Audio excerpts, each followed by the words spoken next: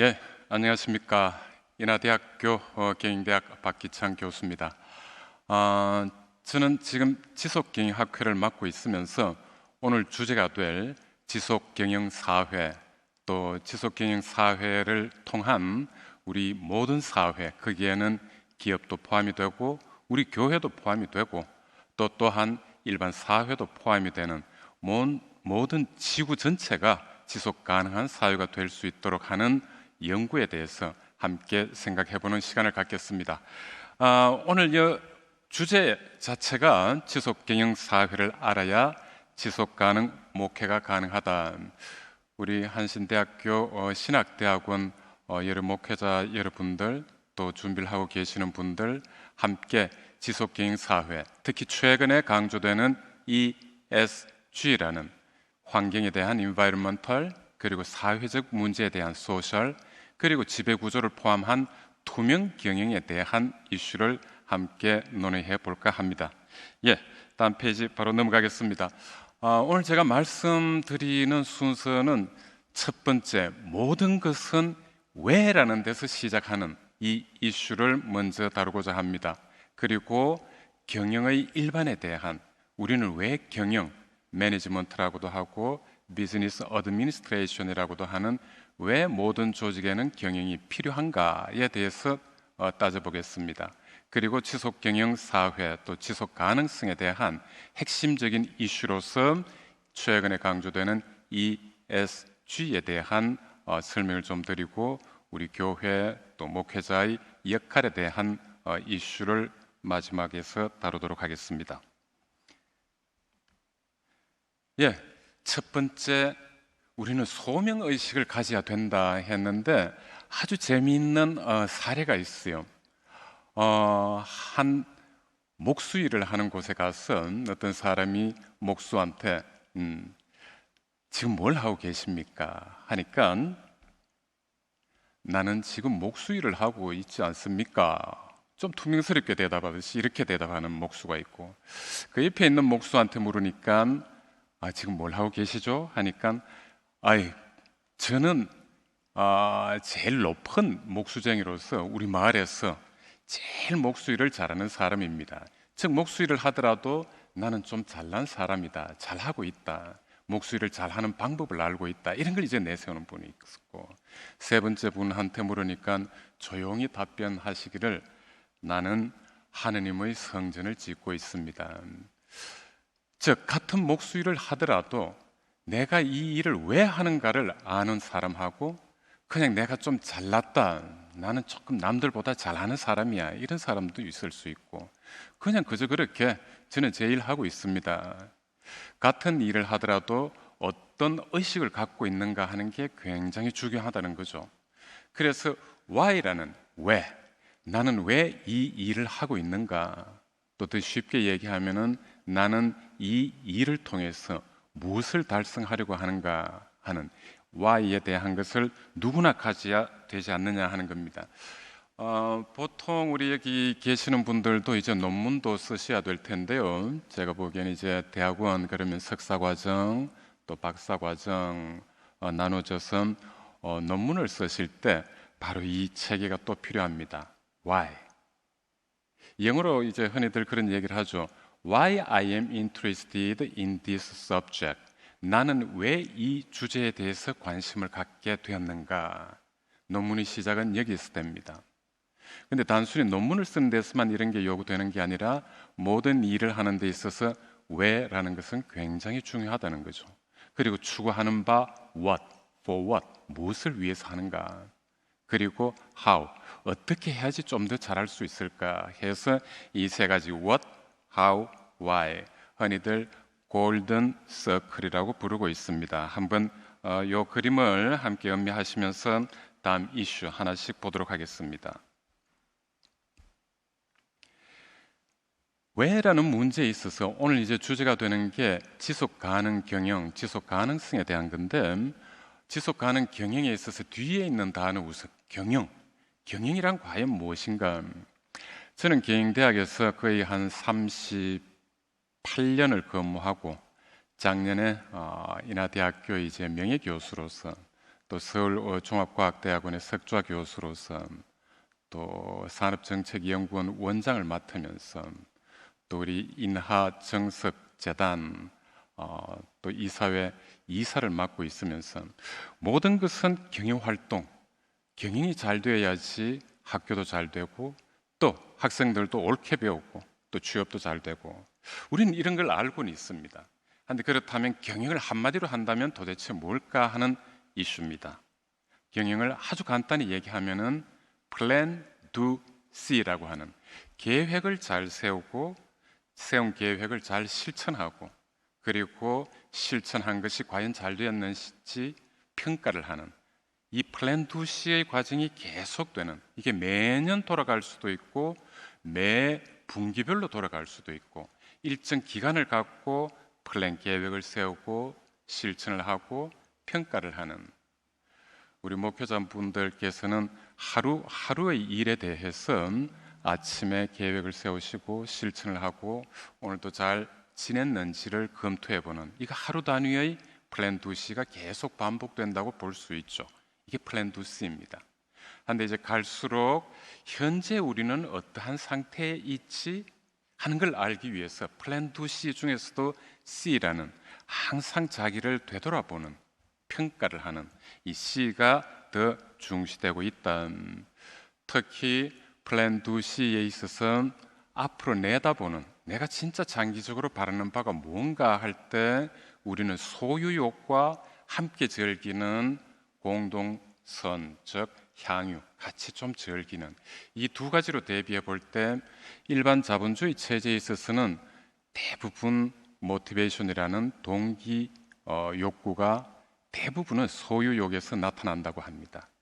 이걸 좀 더 혼자 갖는 소유욕이 아니라 함께 나눌 수 있는 우리 나눔의 정신이라고 하죠. 향유, 같이 즐길 수 있는 우리가 금강산 구경도 요즘은 좀 막히고 했습니다만 금강산 구경도 가고 또 제주도 한라산 구경도 가고 할 때 한라산이 내 것이다 하는 사람은 잘 없을 겁니다. 함께 즐기는 거예요. 이게 향유입니다. 그래서 궁극적으로 어떤 기간이 특별히 있는 게 아니라 궁극적으로 바라는 바가 경영활동을 통해서 소유욕, 부를 키워가는 데만 둘 것인가 아니면 키워가는 부를 나누어 가질 것인가 하는 게 항상 경영활동에 있어서 문제가 됩니다. 이젠 실천의 이슈입니다. 경영을 실천한다고 할 때 바로 이 실천이라는 이슈 제일 중요하죠. 우리가 아무리 계획을 잘 세우고 말로 많이 떠들고 하더라도 우리 함께 있는 사람들이 내가 지도자라면은 나와 함께 팔로우라는 나를 따르는 또 나와 함께 일을 하는 분들이 같이 실천을 해줘야죠. 제일 중요한 게 실천이에요. 바로 이 실천을 하기 위해서는 다시 돌아갑니다. 과연 우리의 수준이 어떤 상태에 있습니까? 하는 의문, 질문부터 또 들어가야 됩니다. 그래서 우리의 수준이 여기 표시가 지금 잘 보실지 모르겠습니다만 밑에 보시면은 현재 수준 칸은 Y축에 현재 수준을 알아야 되고 또 한편으로는 우리가 달성해야 될 목표 수준을 잡아야 된다는 거죠. 현재 수준 여기에서 이 목표 수준이 높을 수도 있고 낮을 수도 있고 가능하면은 달성 가능한 수준을 잡는 게 굉장히 중요한 경영의 실천 방법. 바로 이 방법에 대해서 우리가 너무 무리하게 열심히 해라 그냥 자네도 열심히 해서 하버드 대학 가야지 때로는 이게 무리가 될 수 있는 거죠. 그래서 우리는 이 목표 수준을 현실적으로 달성 가능하도록 잡아야 되는 또 하나는 X축을 보면은 시간, 기간 개념이 있습니다. 경영을 실천한다고 할 때는 이 세 가지 단어가 중요해요. 하나는 현재 우리가 어떤 수준에 있는가 또 하나는 일정 기간 후에 우리가 어떤 목표 수준에 달성할 것인가 여기서 굉장히 중요한 표현이 시간의 문제입니다. 언제까지 이걸 달성할 건가 우리 대학원에 계시는 분들 또 더 후배들 한신대학 학부에 계시는 학우들 보면은 취업을 하기 위해서 영어 성적이 참 중요하죠. 토익, 토플 그래서 토익 시험을 쳤는데 현재 한 550 정도밖에 안 나왔다. 만점 990점에 가기 위해서 또 굉장히 좋은 이제 대학이나 굉장히 좋은 어떤 직장에 들어가기 위해서는 토익 점수가 한 900점은 돼야 된다 할 때 그건 한 350점 차이가 나요. 이 350점이 목표 수준과 현재 수준의 갭 차이가 되겠죠. 이 차이를 일정 기간을 지나면서 목표를 잡아서 그래, 내가 지금 2학년인데 3학년 때까지는 한 800까지 만들어 보자. 800점. 그리고 4학년 졸업을 앞두고는 900점까지 한 만들어 보자. 이 기간 개념을 갖는 게 목표입니다. 그래서 우리가 영어로 보면은 여기 목표를 objective라는 단어를 썼고 궁극적으로 달성하려고 하는 건 goal이라는 목적으로 두었습니다. 그래서 올해 매출액 목표 이건 좋아요. 한데 올해 매출 목적 이건 좀 단어가 이상하죠. 그래서 목적이라는 거는 좀 궁극적으로 오늘 따지게 될 중요한 이슈 중에 하나입니다. 궁극적으로 추구해야 될 바, 그리고 기간 개념을 갖고 우리가 달성해야 될 수준, 이거는 목표 개념으로 설정이 돼야 한다는 겁니다. 이게 바로 경영이에요.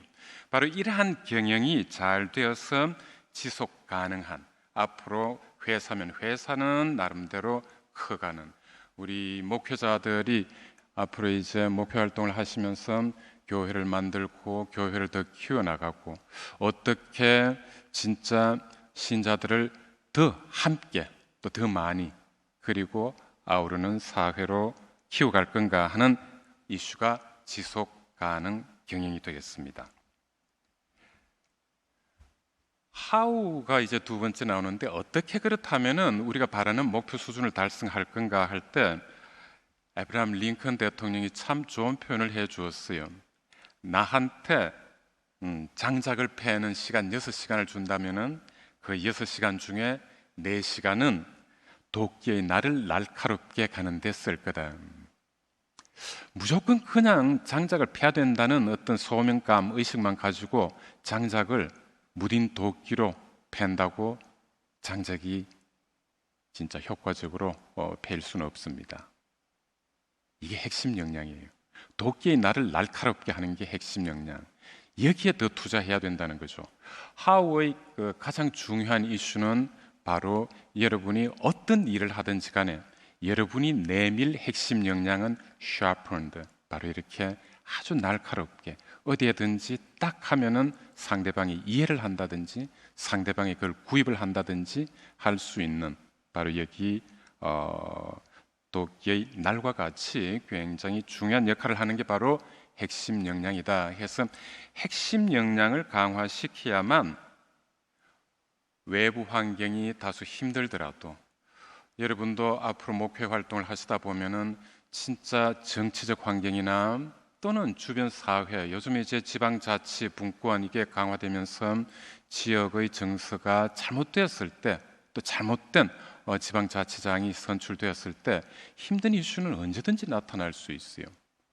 또 물론 우리 사회가 항상 평화롭게 지내야 되겠습니다만 때로는 싸움질도 있고 전쟁이야 설마 나겠습니까 합니다만 전쟁에 가까운 위협도 때로는 올 수 있고, 바로 이럴 때 우리를 항상 지속 가능하게 만드는 것은 핵심 역량을 항상 강화해 둬야 된다는 겁니다. 그래서 나무에 비유한다면은 핵심 역량이란 나무의 뿌리와 같습니다.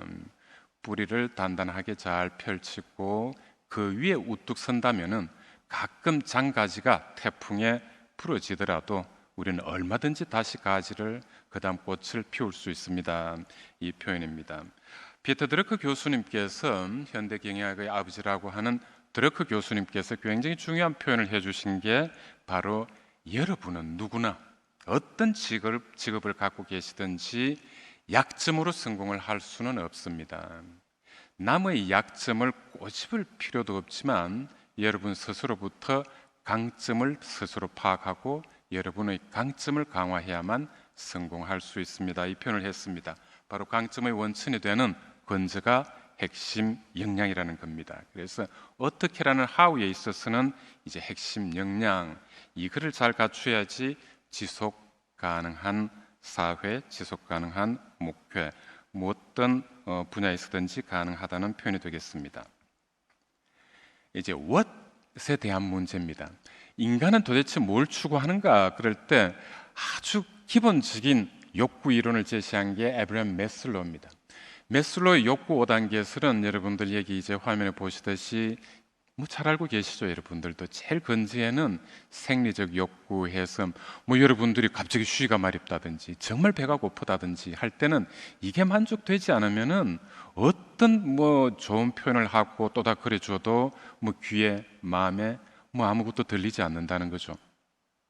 이런 단계를 지나서 그다음 나타나는 게 안전의 욕구해서, 원래 매슬로우는 미국에서 이걸 연구할 때는 이 안전은 뭐 우리가 일을 하고 집에 들어가서 잠을 좀 잘 수 있는 집 하나 갖는 게 두 번째 단계 정도의 욕구였어요. 안전의 욕구. 한데 우리나라 사회를 보면은 특히 뭐 MZ 세대도 점점 더 걱정을 하고 있습니다만, 정말 아파트 집을 하나 갖는다는 게 뭐 다음에 설명할 껑충 뛰어서 진짜 자아실현 욕구까지 갔어요.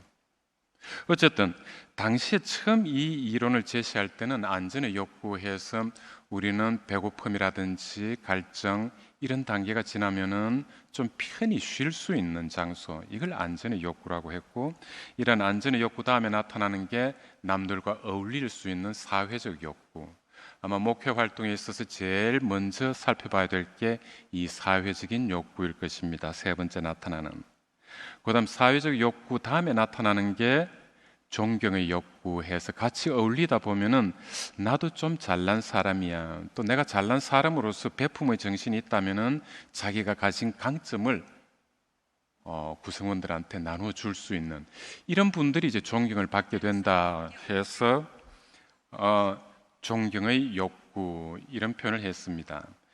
이런 어느 정도 출세도 하고 존경을 받고 나서 마지막으로 내가 진짜 한 인생을 살면서 정말 내가 하고 싶은 게 뭔가, 흔히들 요즘 이제 버킷리스트, 그래서 정말 내가 하고 싶은 거를 리스트에 쭉 만들어서 한번 실천해보자 하는 게 바로 이 자아실현 욕구가 될 것입니다. 이 5가지 욕구 중에서 우린 중간에 남들한테 존경을 받고 그리고 진짜 자기가 하고 싶은 거를 스스로도 하고 남들한테 일깨워 주기 위해서는 바로 자신의 고집 그리고 소유욕을 버려야만 네 번째, 다섯 번째 욕구가 옳게 만족될 수 있다는 겁니다.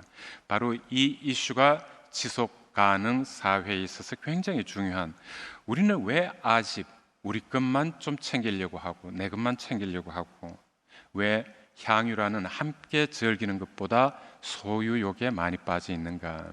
이 문제가 캐피탈리즘, 자본주의에 있어서 굉장히 큰 해악이자 치유해야 될 문제로 나타납니다. 이에 대한 것을 또 하나씩 보겠습니다.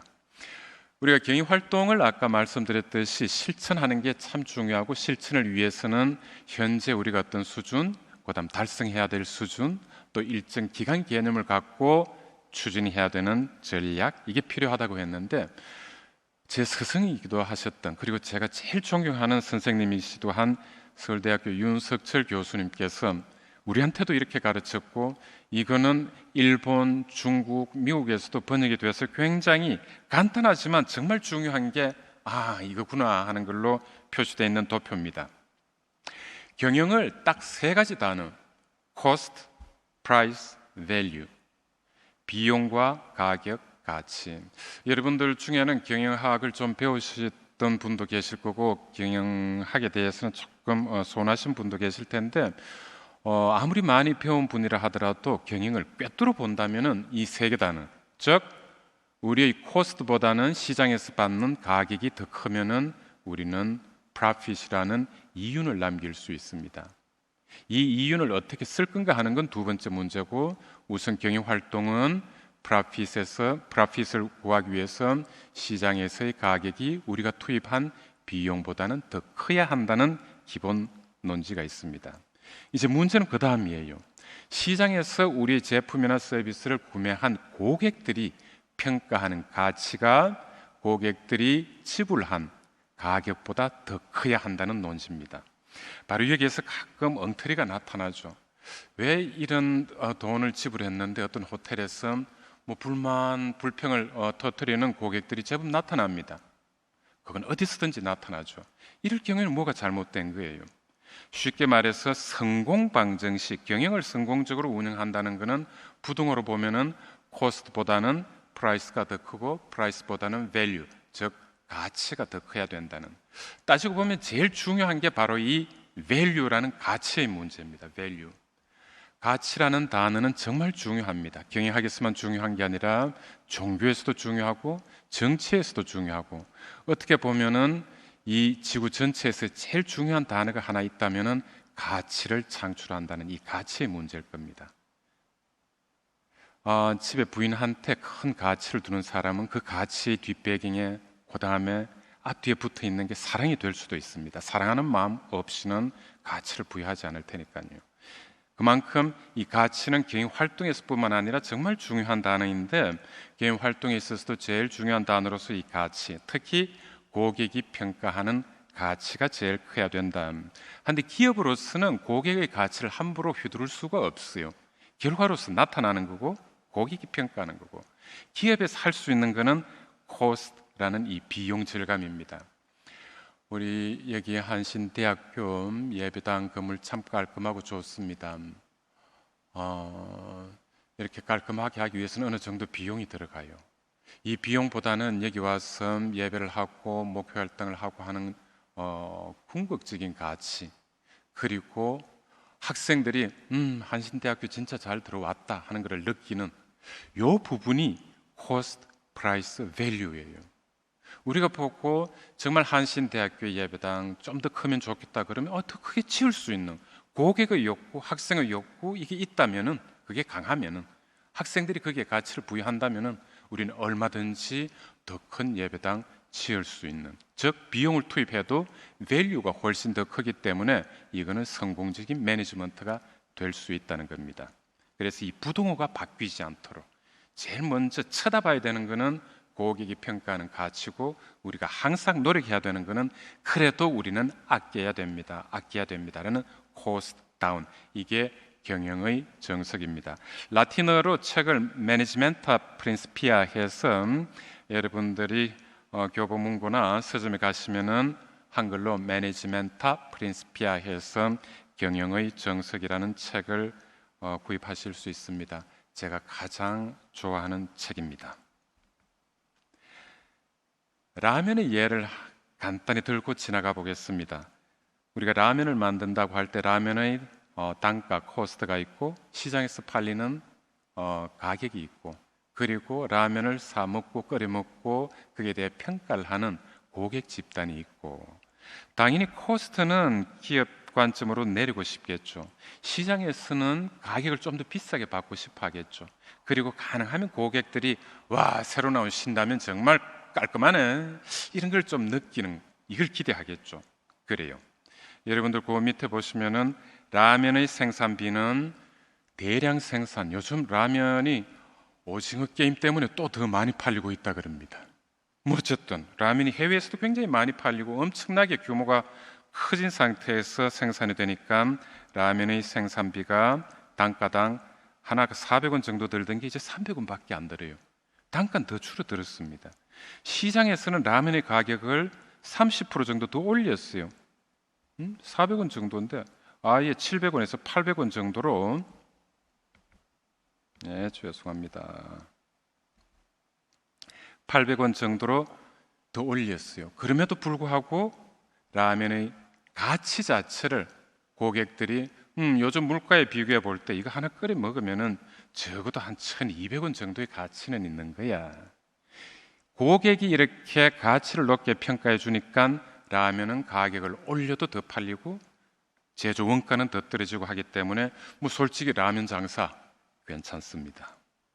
이게 기업이 잘 돌아갈 때의 예입니다. 제일 중요한 거는 고객이 평가하는 가치가 높기 때문에 가격을 다소 올려도 계속 팔린다는 표현이 되겠습니다.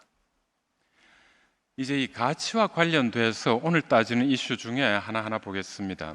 여러분들이 이제 가끔 영어 단어 이런 게 나오기 시작했어요. Single Bottom Line, SBL.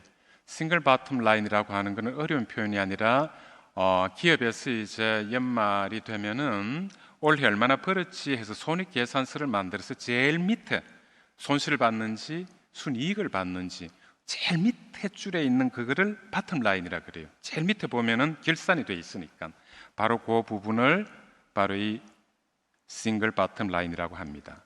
이 싱글 바텀 라인 자체는 경제적 성과를 얘기하는 겁니다. 근데 더블 바텀 라인이라고 할 때는 이제는 사회적 가치를 따지기 시작했어요.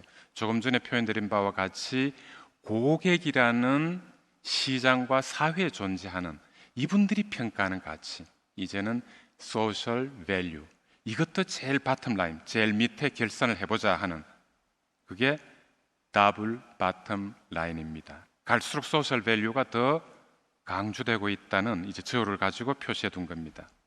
한데 최근에 나타난 게 이제는 환경에 대한 가치, 환경 보존 자체가 굉장히 중요하다. 환경. 그래서 가능하면 플라스틱, 썩지 않는 플라스틱, 이게 환경 오염 이런 것 때문에 바다 거북도 스물스물 죽어가고, 그뿐만 아니라 지구 온난화, 바로 CO2 발생이죠.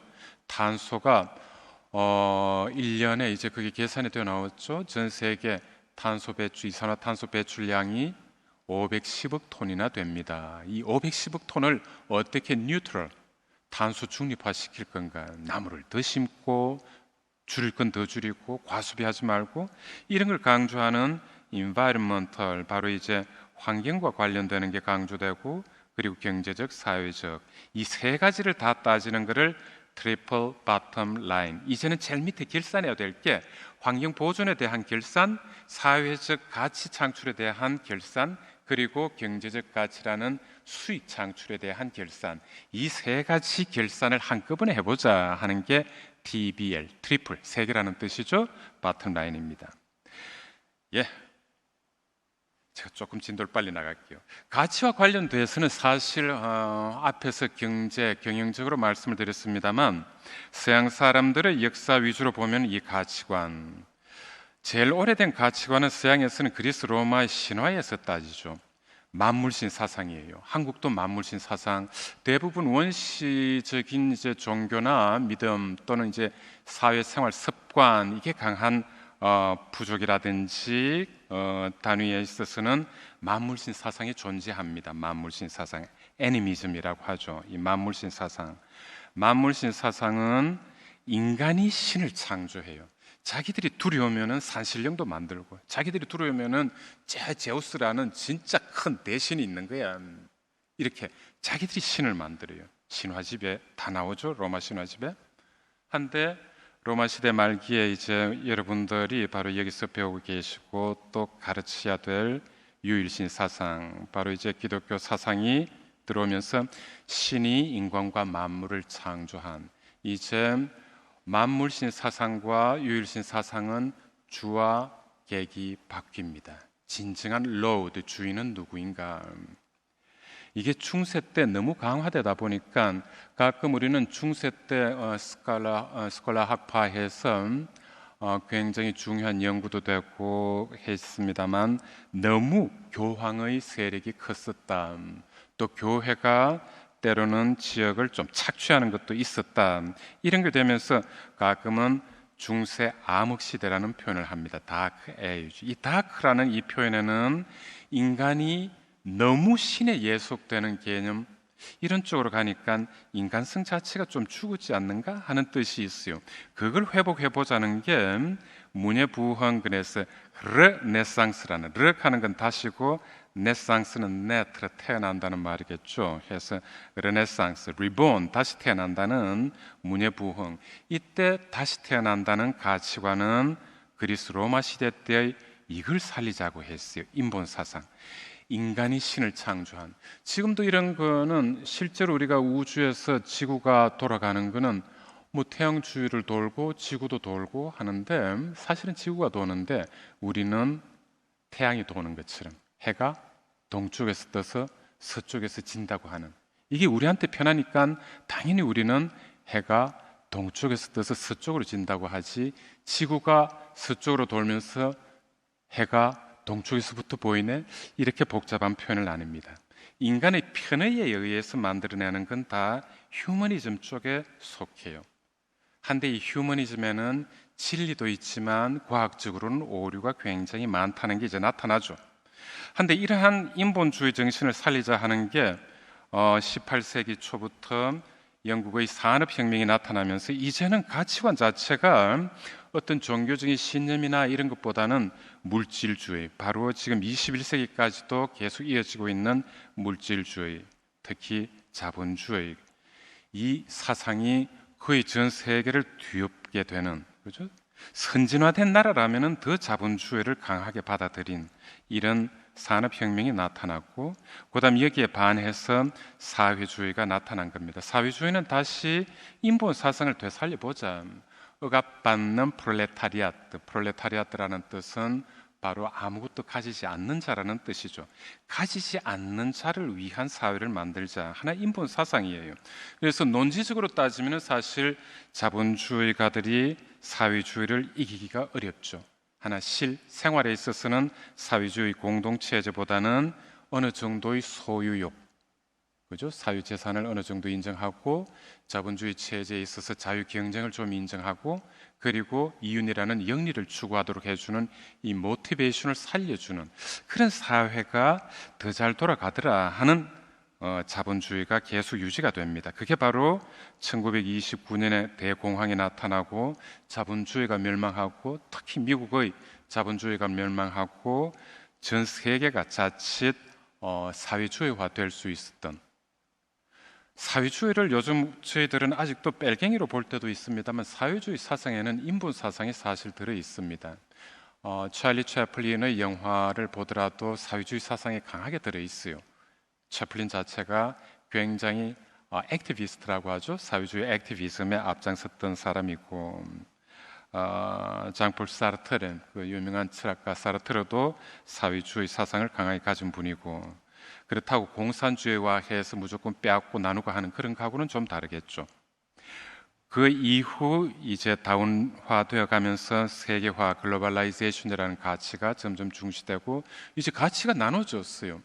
옛날에는 좀 조용한 사회에서 하나님을 믿는다 그러면 교회, 교구, 페리시 중심으로 사회 그리고 그 지역이 운영되고 했는데, 이제는 굉장히 다양화됐어요. 가치관이 도대체 뭘 어떻게 되는지도 모르는, 때로는 한국 같으면 K-팝 그래서 그런 팝에 빠지기도 하고, 또 어떤 친구는 아예 뭐 산골에 가서 살겠다, 대기업이 있다가 아이고 이제 난 산골에서 살까, 이런 가치관도 강하게 나타나고, 이제 가치관이 다양화된 사회 속에서 특히 최근에는 2015년 이후 제4차 산업혁명이라는 이게 나타나면서 이제 가치관이 인간의 가치관뿐만 아니라 과연 인간이 AI라는 Artificial Intelligence, 인공지능을 이길 수 있는가? 또 여기 지배되지 않을 건가? 이제 이런 이슈가 우리의 윤리적, 도덕적, 그리고 AI를 활용을 하되 지배당해서는 안 되지 않느냐, 이런 쪽으로 움직이고 있다는 겁니다. 이처럼 가치라는 것은 크게 봐도 굉장히 중요한 흐름을 가져왔고, 작게 보면 기업에 있어서는 고객이 바라는 가치라는 단어하고도 항상 연결되어 있다는 단어입니다. 경영에 있어서 발전되어 온 것을 그냥 간단히 쭉쭉쭉 보겠습니다. 저는 경영학자로서 경영이 18세기부터 쭉 발전되어 오면서 경제학에 있어서는 제일 중요한 게 기업의 생산 활동을 하기 위해서는 바로 자본과 노동이 필요하다. 그래서 경제학 차원에 있어서는 자본을 중시하는 자본주의하는 것을 강조하는 경제학자가 있는가 하면은 노동의 가치가 중요하다는 사회주의적 성격이 강한, 즉 사람이 가지고 있는 노동력의 가치를 둘 건지 아니면 자본과 기업가가 일구어 놓은 이 부를 점점 더 키워가자는, 또 그 부를 통해서 사회가 발전할 수 있다는 이 자본주의를 더 중시할 건지 하는 것은 아직도 계속 논란이 되고 있죠.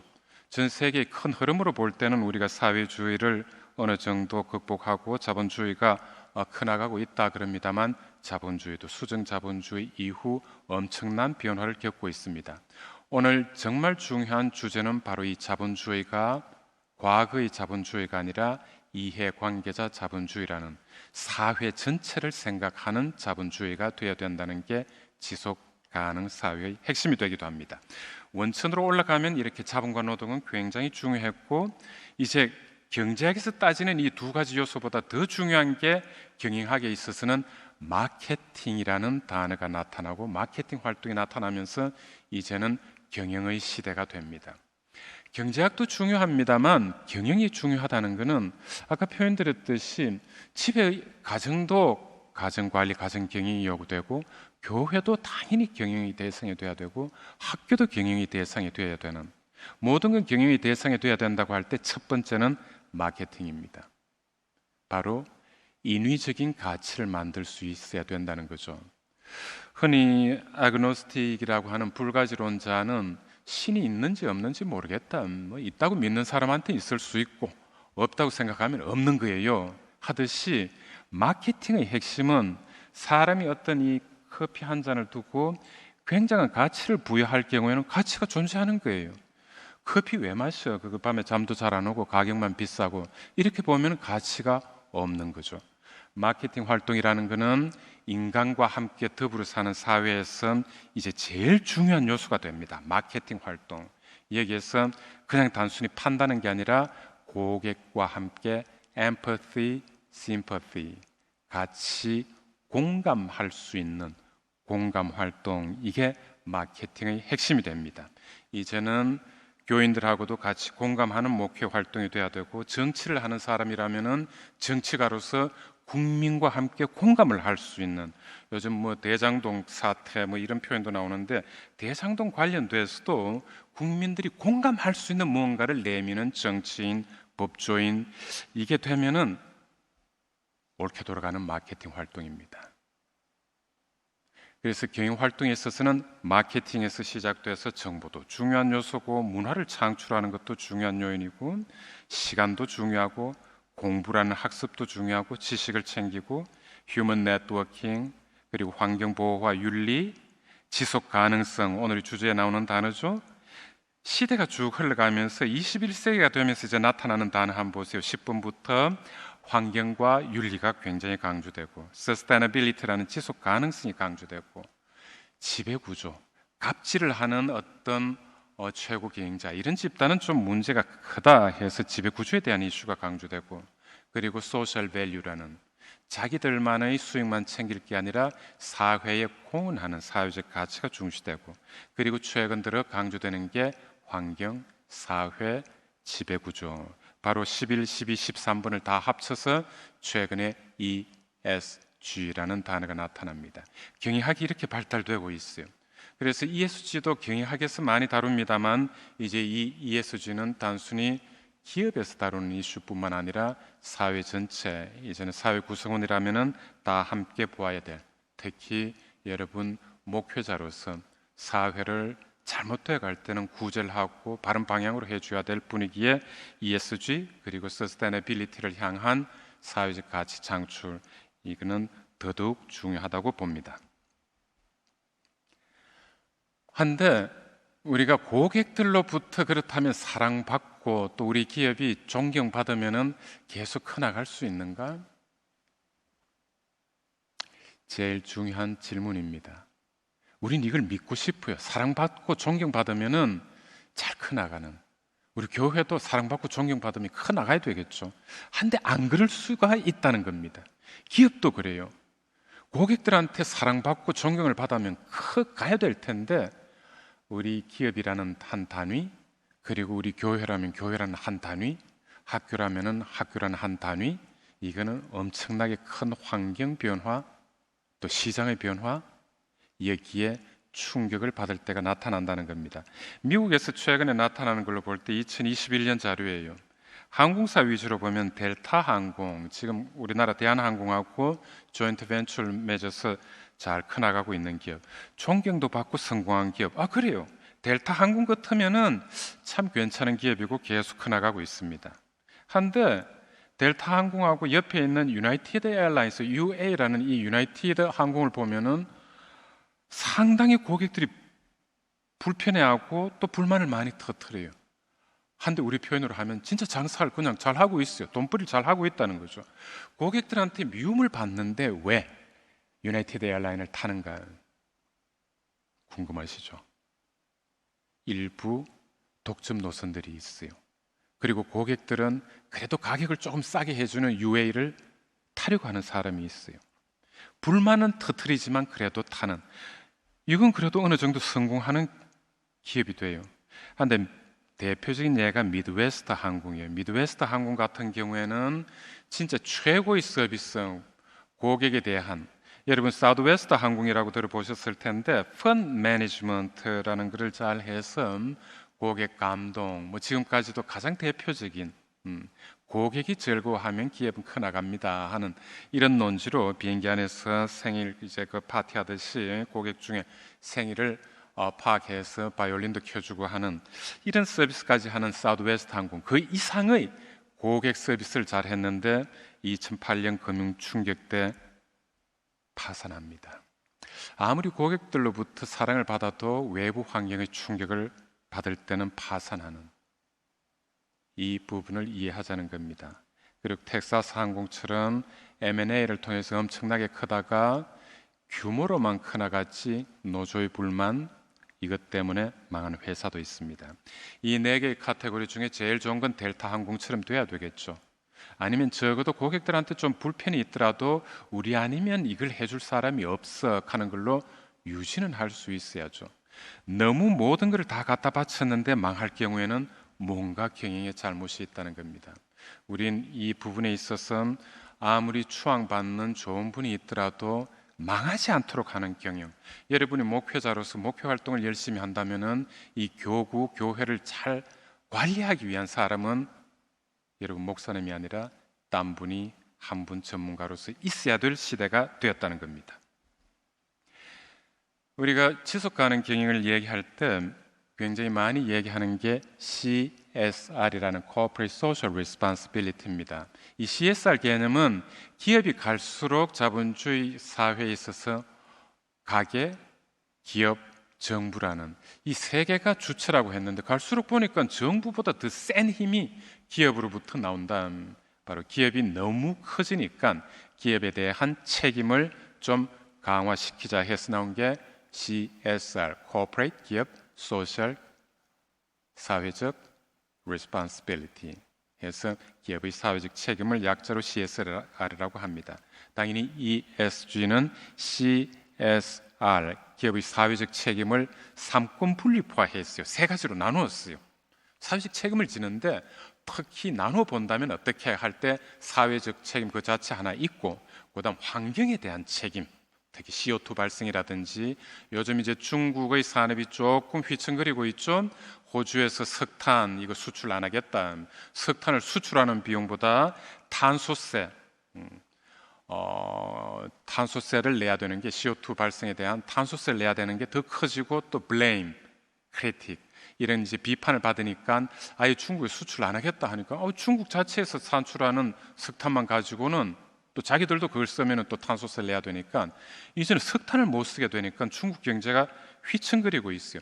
바로 이런 환경 보호와 관련된 문제, 그래서 사회적 책임, 환경에 대한 책임, 그리고 투명 경영, 윤리 경영에 대한 책임 해서 governance, 지배 구조에서 이걸 다루어야 된다 해서 CSR을 상권 분립화한 게 E, 그리고 S, 그리고 G로 나타났습니다. 이제 중요한 거는 조직 내에 어떤 조직이든지 이걸 피해가기 어려운 시대가 되었기 때문에 ESG, 우리 교회도 지금 여기 보니까 참 깨끗해요. 여기에 만일 어떤 이제 페트병이 굴러다니고 어떤 먼지 안 좋은 게 있어서 학생들 또 교인들한테 건강에 영향을 미친다면 이런 것을 제거해 주는 게 환경부터 깨끗하게, 그리고 사회적 책임으로서 이건 항상 깨끗한 이제 보존돼야 된다는 거, 그리고 이걸 누가 이따위로 관리하게 했느냐는 지배 구조의 문제, 작은 단위에 있어서도 하나씩 다 살펴봐야 될 그런 풍토를 만들어 가야 된다 하는 게 지속경영의 핵심이 되겠습니다.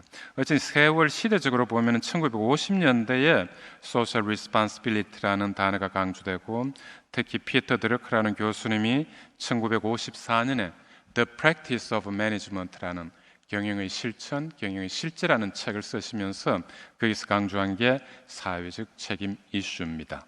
이후 거의 1990년대까지는 CSR로만 얘기 쭉 하다가 21세기에 와서 유명한 하버드 대학교의 마이클 포터 교수가 CSV를 강조합니다. 이 CSV라는 것은 Creating Shared Value 해서 공유 가치를 창출하자. 이때 말하는 공유, Shared Value 하는 것은 단순히 경제적 돈만 창출하자는 게 아니라, 즉 수익을 창출하자는 게 아니라 사회적 가치도 창출해야 됩니다. 이게 share예요, share. 그래서 CSV 이걸 강조하면서 조금 개념이 이제 바뀌게 돼요. 그리고 최근에 와서는 2019년 이후 2020년 특히 작년에 많이 강조되었습니다. ESG의 시대가 되었다 할 만큼 ESG가 강조되고 있습니다. 하나씩 좀 보겠습니다. 제가 이부터는 좀 진도를 빨리 나가도록 하겠습니다. 피터 드러크라는 정말 유명한 경영학의 대가께서 2005년에 돌아가셨는데 이분께서 강조하신 몇 마디를 여기 쭉 해두었습니다. 시간 났을 때 다시 한번 보시기 바랍니다. 약점은 과감하게 버리고 강점을 강화해야지 성공할 수 있다. 그런데 여러분은 여러분의 강점이 뭔지 알고 계십니까? 여러분의 자식을 꾸중하기 이전에 자식이 가지고 있는 강점을 먼저 파악해 보셨습니까? 이런 표현입니다. 그리고 항상 어제 다르고 오늘 다르고 작년의 나의 경력과 오늘의 경력이 달라야만 나는 혁신을 하고 있는 사람입니다. 혁신을 할 수 있는 사람이 아니면 결국 생존에서 뒤처지게 될 겁니다. 그리고 지식을 강조했고 19, 20세기를 지나 21세기는 바로 지역사회, 공동체 사회의 시대가 될 거다 해서 이제는 이 소셜, 소사이어티, 특히 그 중에서도 리지널 커뮤니티 이걸 중시하는 옛날 방식으로 한다면 페리스라는 교구 단위가 하나의 지역 단체가 될 겁니다. 이 지역 사회가 굉장히 중요하다 하는 바로 21세기는 그렇게 될 거다 했는데 갈수록 그렇게 되고 있습니다. 그리고 제일 중요한 것은 사업은 고객이 있어야 존재합니다. 교인이 있어야 교회가 존재합니다. 국민이 있어야 국가가 존재합니다. 이 표현을 한 분입니다. 피터 드러크의 경영 바이블이라고 이제 책을 우린 번역해서 나왔는데 여기도 바이블입니다. 바이블. 원래 바이블이라는 단어 그 자체는 서적, 책이라는 말이죠. 우리는 홀리 바이블 그래서 성서, 홀리, 성, 홀리 그리고 바이블, 서, 책. 바로 이 책도 경영과 관련된 바이블이라고 할 수 있다 해서 경영 바이블. 여기서 많이 강조하는 게 질문이에요. 저는 드러크 교수님께서 제시하신 말씀 중에 참 이게 와닿는 게 답변은 어리석게 하는 사람은 참 많습니다. 그래요. 한데 질문은 어리석은 질문이지 않냐? 이런 게 있을 수 없다면 우리 우문현답이라는 사자성어가 있죠. 우문현답. 한데 사실 드러크 교수님의 표현에는 어떤 거든지 호기심에서 내미는 질문은 어리석다고 할 수 없다. 어떤 질문이든지 질문을 받으면 함께 생각을 하고 왜 그 질문을 했는지 그리고 올바른 답변을 할 수 있도록 노력해야 된다 해서 질문을 굉장히 중시합니다. Why라는 왜. 우리 꼬마들 보면 꼬맹이들이 아빠 왜 그래? 왜? 어릴 때 이 호기심과 왜 이게 점점 나이가 들면서 우리는 호기심도 잃고 창의력도 잃고 뭐 그러려니 하고 넘어가는 우리도 여기 강의를 하고 여러분들도 목회자 수업을 쭉 들으시면서 질문을 과감하게 궁금한 거는 던지고 진짜 어떤 교수님이 와서 강의를 하시든지 간에 진도가 잘 안 나가더라도 질문을 더 중시하는 이런 것들이 중요한데 우리 사회에서 보면 학교에서는 질문을 잘 안 해요. 전 불란스에서 사회학 석박사 또 경영학 박사 이 글을 하고 한 1년 반 동안 거기서 교수 생활을 할 때 정말 질문이 많아갖고 영어로 하는 수업은 영어대로 어렵고 불어로 하는 수업은 불어대로 어렵고 의학 때문에 어려움도 있었습니다만 질문 자체가 우리가 좀 무거운 질문 또 학문적으로 또 중요한 질문이 나올 거라고 항상 생각을 하는데 그게 아니에요. 젊은 친구들이 내미는 질문은 호기심에서 참 쉽게 나오는. 근데 우리의 경우에는 질문이 무거운 질문 아니면 안 던지는. 그래서 우리는 좀 가벼운 질문이라도 질문을 던지는 데서 답변을 생각하게 하는 이 자체가 배우는 겁니다 하는 걸로 이제 바뀌어야 되지 않느냐 이겁니다. 어쨌든 중요한 5가지 질문을 던지셨는데 굉장히 중요한 질문. 첫 번째는 What's our mission? 우리의 질문이 뭔가 하는, 미션이 뭔가 하는. 우리가 콜링이라고도 하고 직업 소명, 미션이라고 하는 이 소명, 사명, 우리의 사명. 아까 목수의 예를 보면은 3분의 목수 중에 나는 하느님의 성전을 만들고 있습니다. 이 표현을 한 분은 미션을 이해하고 또 거기에 맞춰서 일하고 있는 분이라고 할 수 있죠. 우리 고객은 누구인가? 우리 고객을 단순히 눈앞에 있는 또 바로 쉽게 챙길 수 있는 고객으로만 본다면은 그것도 잘못되지 않는가? 우리의 고객은 요즘처럼 이렇게 비대면 줌으로 하는 시대에는 우리 한신대의 우리 팀이 전 세계를 향해서 고객을 창출할 수 있는 노력. 예를 들어 오늘 제가 하는 강의를 영어로, 솔직히 지금 학교에서는 영어로 하는 강의가 더 많습니다. 국제화 시대라 프랑스에 대해서 또 중국에 대해서 또 타슈켄트에 있는 학교에 대해서 주로 이제 저도 영어로 강의를 하고 있습니다만 영어로 강의를 해서 전 세계에 한번 나누는, 그다음 유튜브에서 보여주더라도 밑에 영어 자막을 함께 한다면은 같이 볼 수 있지 않을까? 거기에서 오히려 커스터머 고객의 창출이 또 새롭게 나타나지 않을까? 이런 걸 생각해 보는 게 우리의 고객은 누구인가 하는 질문이 되겠습니다. 그 다음 고객을 진짜 옳게 창출하려면 3번째 질문, 고객이 원하는 가치가 무엇인가? 아까 라면 케이스에 있어서도 고객이 원하는, 고객이 생각하는 가치가 라면 하나를 사갖고 끓여 먹으면 한 1,200원 정도의 가치가 있는 겁니다.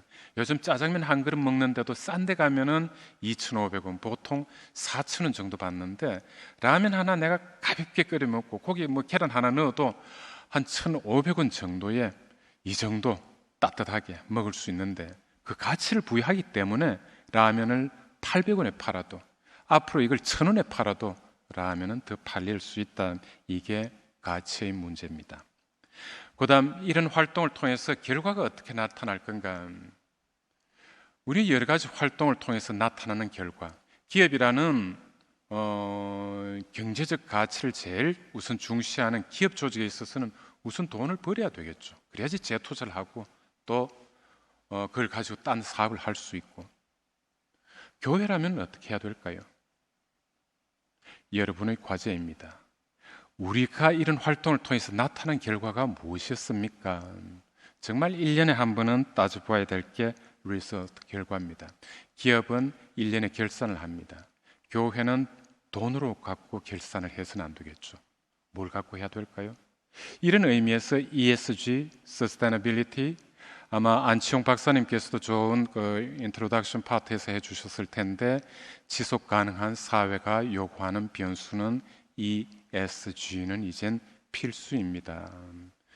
우리의 목회 활동이 지역의 환경을 보호하고 전 세계를 보기 이전에 지역의 환경을 보호하고 지역의 여러 가지 사업 활동이나 그리고 지역 주민들을 함께 살피고 그리고 governance, 우리 교무 활동이 옳은 지배 구조를 가지고 이게 진짜 신문에 그대로 우리가 하루하루 하는 거를 일기장 쓰듯이 내밀더라도 다들 공감하고 여기에 대한 비판은 없다면은 우리 리서치는 아주 잘 나타난 걸로 평가될 겁니다. 그리고 다시 우리는 뭘 해야 될 건지, 앞으로 어떻게 해야 될 건지 하는 플랜을 짜는 이 5가지 질문은 단순히 기업에서만 요구되는 게 아니라 어떤 조직에서든지 따져봐야 될 이슈라는 겁니다. 이걸 제시하면서 기업 조직에 있어서의 경영은 Profit, Responsibility, 그리고 Innovation. 어떤 조직이든지 이제는 비즈니스 모델이 있어야 된다는 표현이 되겠습니다. 비즈니스 모델이라는 것은 여긴 Profit이라고 해두었습니다만 Performance라고도 할 수 있죠. 성과를 내지 못하는 조직은 아예 없어지는 게 낫다. 기업이라면 Profit, 사회적 기업이라 하더라도 비즈니스 모델을 잘 마련해서 수익은 창출해야만 그 사회적 기업이 지속될 수 있다는 겁니다. 학원 다닐 때부터 저하고 같이 공부도 하고 했던 굉장히 참 가까웠던 친구가 서울시장 오래 했던 박은순 씨입니다. 학교 다닐 때도 1학년 또 2학년 초까지 같이 공부를 했고 또 여러 가지 운동을 하다가 뭐 딴 데서 좀 지내다가 왔고 어쨌든 변호사가 되어서 서울시장까지 했고 아름다운 가게를 만들었고 그 죽음은 우리 이후에는 따지지 않겠습니다. 쭉 해왔던 거는 사회적으로 큰 저도 많이 배우고 동기로서 친구로서도 많이 배우고 사회적 지도자로서도 많이 박은순 시장한테 배웠습니다. 이 친구한테 단 한마디 해준 게 아름다운 가게도 비즈니스 모델을 통해서 돈을 벌어야 돼요. 그렇지 않으면 아름다운 가게 유지가 안 되고 더 큰 뜻을 더 넓은 곳에 몽골에도 진출하고 아름다운 가게를 뉴욕에도 진출하고 그 하려고 하면은 비즈니스 모델 갖춰야 됩니다. 그래서 여기서 단순히 프로핏이라는 수익 창출을 조금 나쁘게 볼 게 아니라 어떤 초식이든지 프로핏은 창출해야 되고 저는 교회도 마찬가지라고 봅니다. 그러면서 책임을 져야 되는 그리고 새로운 고객을 확보하기 위한 새로운 혁신은 끊임없이 해야 된다는 저는 이걸 PRI 약자로 강조합니다. 경영의 원칙에 있어서 아까 CPV라는 Cost Price Value의 관계도 부동호가 바뀌지 않게 잘 해야 된다고 했습니다만 여기서 있어서는 수익 창출, 사회에 대한 책임 그리고 끊임없는 혁신 활동 이 세 가지를 하지 않으면 절대 서스테이너블한 조직이 될 수 없다. 즉 지속 가능한 사회가 될 수 없다는 표현이 되겠습니다. 오랫동안 제가 앞에 경영이 무엇인가에 대해서 참 많은 말씀을 드렸습니다. 지속 가능 경영을 얘기하는데 경영을 얘기 안 하고는 지속 가능이 앞에 형용사로 있는 게 설명이 안 될 것 같아서 경영에 대한 것을 표현했습니다. 이제 지속 가능성에 대해서 다시 한번 보겠습니다. 우리가 사회적 가치 창출을 중심으로 지속 가능 사회를 많이 강조하는데 원래 아까 표현드렸듯이 자본주의는 경영 활동으로 시작됐어요. 그래서 이게 한참 동안 적어도 제1, 2차 석유 파동, 석유 위기 70년대에 두 번이나 나타났죠. 그게 있기 이전까지는 자본가들이 특히 미국 자본주의 정신에 의해서 자본주의가 굉장히 잘 발달되어 왔어요. 그걸 우린 경영 자본주의라고 합니다. 매니지먼트 캐피탈리즘. 이게 쉐어홀더 캐피탈리즘 해서 점점 갈수록 보니까 주주를 위한 경영 활동이 돼요. 미국에 있어서는 주주가 경쟁사의 최고 경영자를 우리 회사의 그 경영 성과가 안 좋으면은 경쟁사의 최고 경영자를 아예 데리고 와요. 연봉을 2배, 3배를 주더라도 주주는 경영 성과를 바랍니다. 이게 굉장히 강한 이런 게 21세기 초까지 쭉 진행이 되다가 그게 아닙니다. 이제는 고객을 중시해야 돼요. 고객. 이제 자본주의 자체가 아까 표현드렸듯이 고객이 생각하는 가치, 고객이 평가하는 가치, 커스터머 이게 굉장히 중시되는 그러다가 최근에 와서 지속가능 경영 그리고 ESG를 강조하면서 쉐어홀더가 아니라 우리 이 단어를 요즘 많이 씁니다. 쉐어라는 거는 이제 주식이라는 단어고 홀더는 갖고 있다는 사람이죠. 그래서 주죠. 주식을 갖고 있는 주. 근데 여기 있어서는 스테이크 홀드예요. 여러 기둥을 다 갖고 있는 스테이크 홀더. 다양한 이해관계자예요. 스테이크 홀더. 바깥에는 진짜 뭐 금융기관도 있고 일반 시장에 있는 어떤 뭐 가게 주인도 있고 당연히 일반 고객도 있고 그리고 수많은 기업 자체도 있고 즉 우리 기업하고 다른 기업들 이런 이해관계자 속에서 굉장히 복잡한 이해관계자 집단에 만족을 줄 수 있는 경영 이걸 하는 자본주의가 돼야 된다 하는 게 이제 나타납니다. 바로 여기 입각해서 저도 2008년부터 한겨레 경제연구소, 한겨레 신문사에 이제 부속되어 있는 한겨레 경제연구소에 그 한 팀을 같이 맡아서 한국 위원장을 맡았어요. 그래서 이제 한중일 대표자들 매년 이제 한 번씩 모이고 뭐 모이면 한 번씩 그렇게 한 열흘간 갔더라도 사실 1년 내내 같이 교류하면서 한국, 중국, 일본의 CSR 기업의 사회적 책임을 잘 하는 기업이 어디 있는가, 그거를 한 700여 개, 728개까지 갔어요. 700여 개 기업을 30개만 추려보자 해서 한국 10개, 중국 10개, 일본 10개 해서 EA30, East Asia 30라는 이쪽 아시아 지역에 있어서 30대 정말 존경받을 수 있는 기업을 평가하자 해서 그때 바로 ESG를 했습니다. 그때 내세웠던 그 조건이에요. 2008년에 벌써 CSR은 ESG라고 해서 환경, 사회, 지배구조 이 세 가지를 모두 다룬다. 그래서 2008년부터 저는 나름 열심히 CSR을 연구하면서 ESG를 그동안 평가도 하고 해왔습니다. 간단한 소개를 드리면서 넘어가겠습니다. 당시에 이미 저희들도 ESG 해서 요즘 그 제시하는 것들, 유엔에서 제시한 지표를 다 활용을 해서 우리가 중시했던 거는 이들 ESG를 투입 변수라고, 쉽게 말해서 우리가 과거 같으면 기업이 사회적 책임을 잘 지면은 기업의 경영 성과도 올라갈 것인가, 즉 돈벌이도 잘 될 건가, 이걸 학문적으로도 석박사 과정 학생들한테 연구 논문도 쓰게 하고 했습니다. 한국에서는 표출이 잘 안 돼요. 즉 ESG 경영을 통해서 사회적 가치가 창출되고 사회적 가치를 잘 창출하는 기업이 장기적으로 경제적 성과도 높게 나타날 것인가, 굉장히 중요한 거예요. 우리가 사회 봉사도 하고 사회적 이미지도 좋고 이런 기업이라면 지속 가능해야 되고, 또 뭐 쉬운 표현을 하죠. 돈벌이도 잘 돼야 되고 이렇게 돼야 되겠죠. 한데 과연 이게 맞다면 우리는 ESG 경영을 정말 강하게 해야 돼요. 그렇지 않다면 왜 ESG 경영해? 결국은 망해버릴 텐데 이렇게 될 겁니다.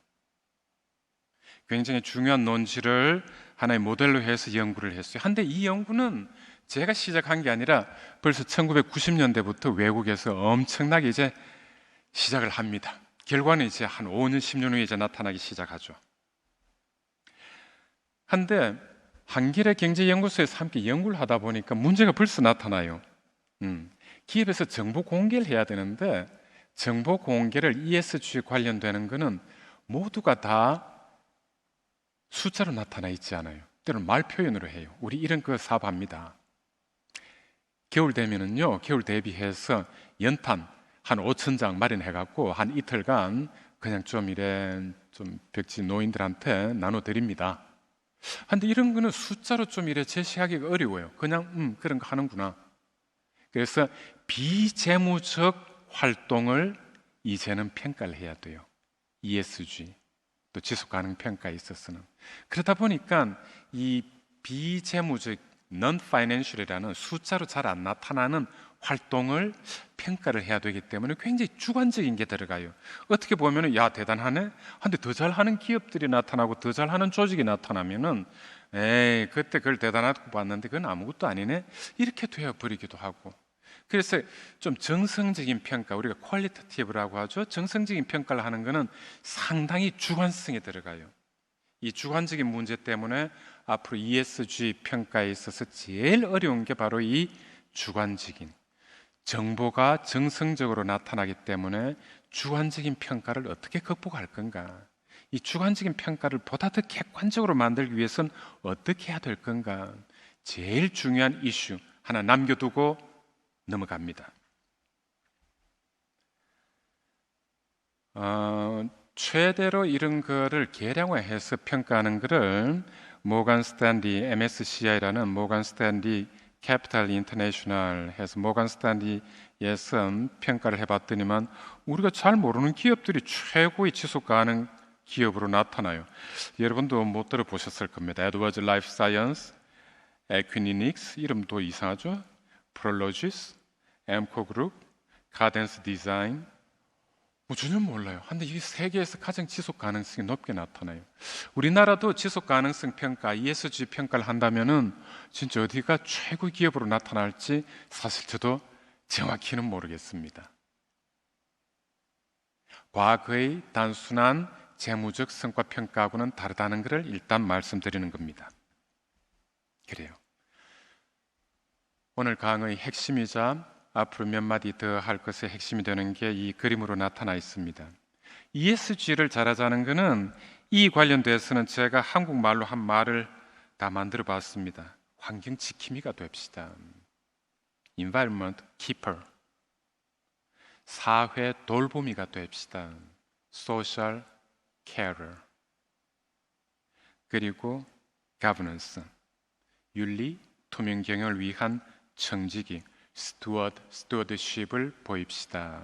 이 표현입니다.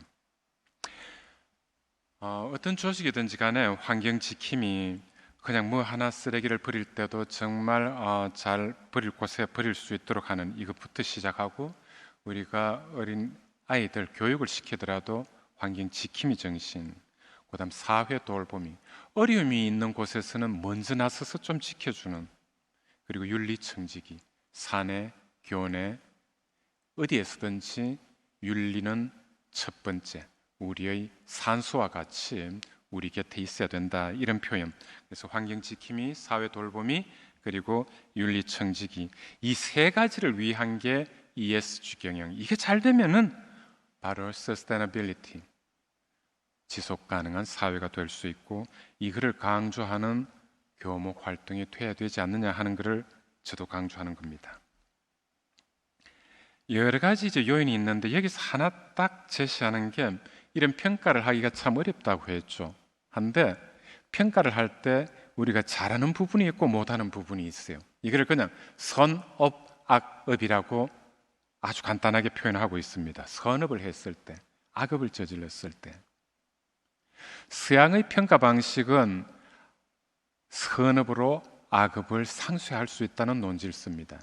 아까 말씀드렸던 모간 스탠리에 있어서도 평가를 할 때 어떤 기업이 아주 잘못을 저지른 엔론 사태처럼 뭐 회계 부정을 엄청난 걸 저질렀을 때는 그 뭐 파산을 시켜버리지만, 그렇지 않고 어느 정도의 뭐 다소 심각한 사태가 나타났다 하면은 감점 30점, 예를 들어서. 그리고 굉장히 어떤 잘한 일을 했을 때는 플러스 가점 50점.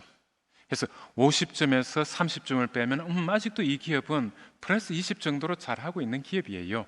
이렇게 하는 게 모건 스탠리 방식이고 서양에서 보는 방식입니다. 한데 우리의 경우에는 어떤 제도로 만들어 두더라도 정석법하는 것을 굉장히 많이 강조하는 시대, 강조하는 사회가 된 것 같아요. 나쁜 거 하나 잘못 저지르면은 그냥 도태시키려고 해요. 저 녀석 그런 녀석인 줄 몰랐는데 그런 짓을 해? 괘씸해. 아니 저런 기업에서 저런 갑질이 나타났어. 그래, 그렇잖아도 조금 이상하다고 생각했어. 어느 교회에서 그런 걸 했다고 그럴 줄 알았어. 강점을 따지기 전에 좀 나쁜 점, 악업이라고 할 수 있는 게 나타나면은 우리는 배제시켜버려요. 이걸 우리는 네거티브 스크리닝이라고 합니다. 네거티브. 여기에 걸리면은 무조건 제척시켜버려요. 아예 대상에서 빼버리는. 우리가 좀 얘기하기가 좀 그렇습니다만, 이번에 대학 기본 역량 평가하는 것을 해서 여러분들도 뉴스에 보셨겠지만 인하대학교가 거기서 빠졌어요. 전국에서 제일 등수가 낮았을 때가 한 15위 정도.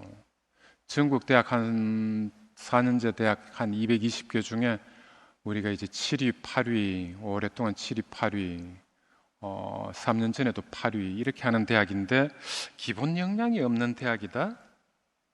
어쨌든 재척도 했어요. 이럴 때 이제 보는 눈이 인하대는 떨어질 만한 거야. 그 재단이 한진그룹이라면 이럴 수가 있겠죠. 사실은 그렇지 않는데, 우리의 정서법 하는 건 이런 눈으로 보는 게 있기 때문에 ESG, 지속가능 평가를 하는 데 있어서도 하나의 사건만 가지고 채측해버리는 이런 게 함부로 나타나면은 여러분은 ESG 평가, 또 우리의 전통적인 사고라든지 선업으로 악업을 상쇄할 수 없다는 너무 강한 어떤 윤리적인 것을 너무 강조하는. 한데 자본주의 체제에 있어서는 모건 스탠리에서 평가하듯이 선업으로 악업을 어느 정도 상쇄할 수 있다는 것을, 그리고 파지티브 스크린이라고 하는 선업, 착한 일, 착한 기업, 이쪽 위주로 평가하는 게 앞으로 ESG 평가의 핵심이 되어야 되지 않는가. 우리 한신대에 있어서도 어떤 학생이 잘하는 게 있다면은, 좀 잘못을 한 친구는 좀 뭐 같은 뉴스를 내보내더라도 이런 사건이 있었음 하고 칭찬받고 잘하는 이거를 더 부각시켜서 그게 모델이 되고 그게 모범이 되고 그게 착한 사례가 되고 해서 다른 기업, 다른 학생, 다른 사회에서도 그걸 모범으로 따르고 배우도록 하는 게 미래지향적이고 더 좋지 않는가.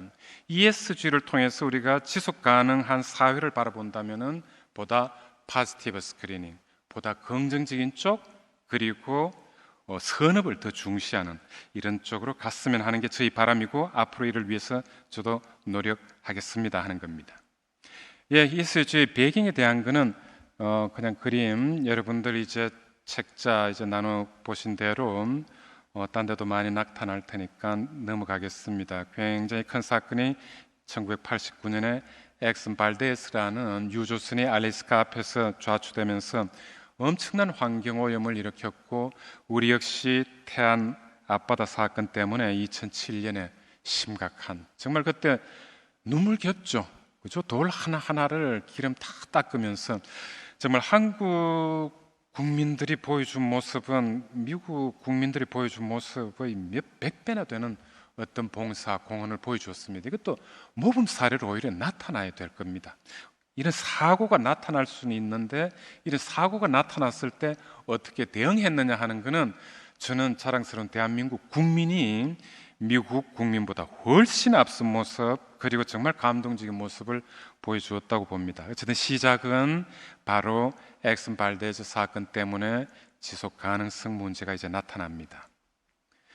우리는 이런 사건이 나타났을 때 보면은 그 사건의 뒷배경에는 하인리의 법칙을 갖고 많이 설명을 하는데, 큰 사건 하나가 나타날 때는 벌써 작은 사건이 한 29번 정도, 그 한 30배 정도 나타나고, 그러한 사건의 또 더 잠잠한 뒷배경에는 아차 사고라고 하는 한 300건, 즉 큰 사건의 뒷배경에 보면은, 눈여겨보면은 300건 정도가 저런 사고 나타날 수 있을 거야 하는 게 있는데, 그거를 안 챙기고 그냥 안전 불감점으로 넘어가고 하기 때문에 사고가 터진다는 거죠.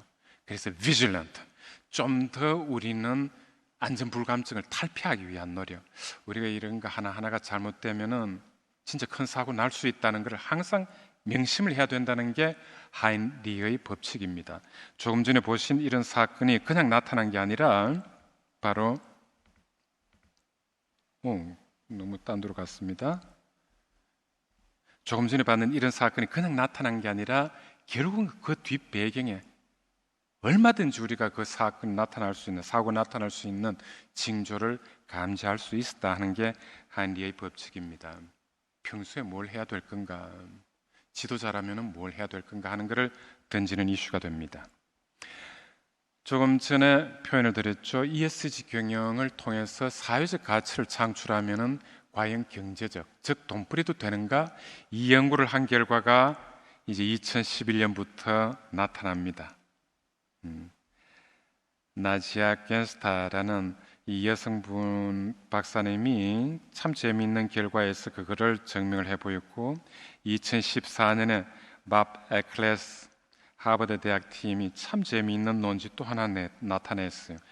90년대 초부터 2011년까지 쭉 보니까 ESG 성과, 환경과 사회와 투명 경영을 잘하는 성과가 낮은 기업, 높은 기업 보니까 초기에 이게 도입돼 갖고 처음에 뭐가 뭔지 모르고 하다가 한 5년 지나고부터는 서서히 재무적 성과, ESG 성과가 높은 기업이 재무적 성과도 월등히 높게 나타나더라. 한 번도 예외가 없이 매해 오히려 차이를, 격차를 높이면서 사회적 가치를 창출하는, 여러분은 이제 사회봉사, 사회공헌이라는 단어를 많이 들으셨을 텐데, 이런 걸 잘하는 조직의 성과가 훨씬 더 높게, 그리고 세월이 갈수록 그 격차가 더 크게 나타나더라 하는 이 결정적인 연구 결과가 나오기 시작하니까 이젠 자신 있게, 그래요, 이젠 기업뿐만 아니라 모든 조직이 이제는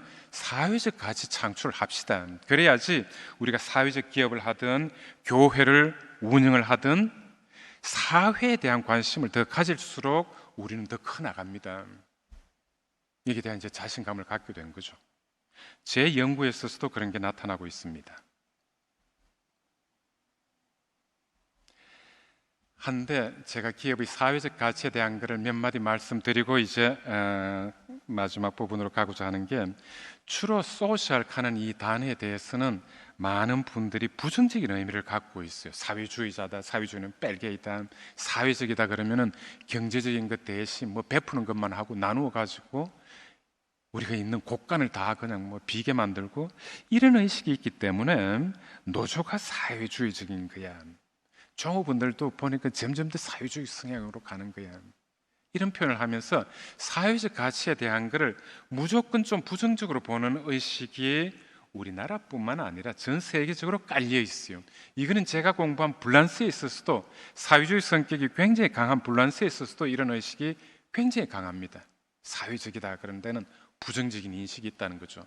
한데 이 사회적이라는 것은 우리가 추구해야 될 휴머니즘의 근본, 아까 서양의 가치 속에 쭉 보면은 진짜 칼 막스가 제시한 경제 논지 중에도 우리가 하나 사들일 만한 게 휴머니즘.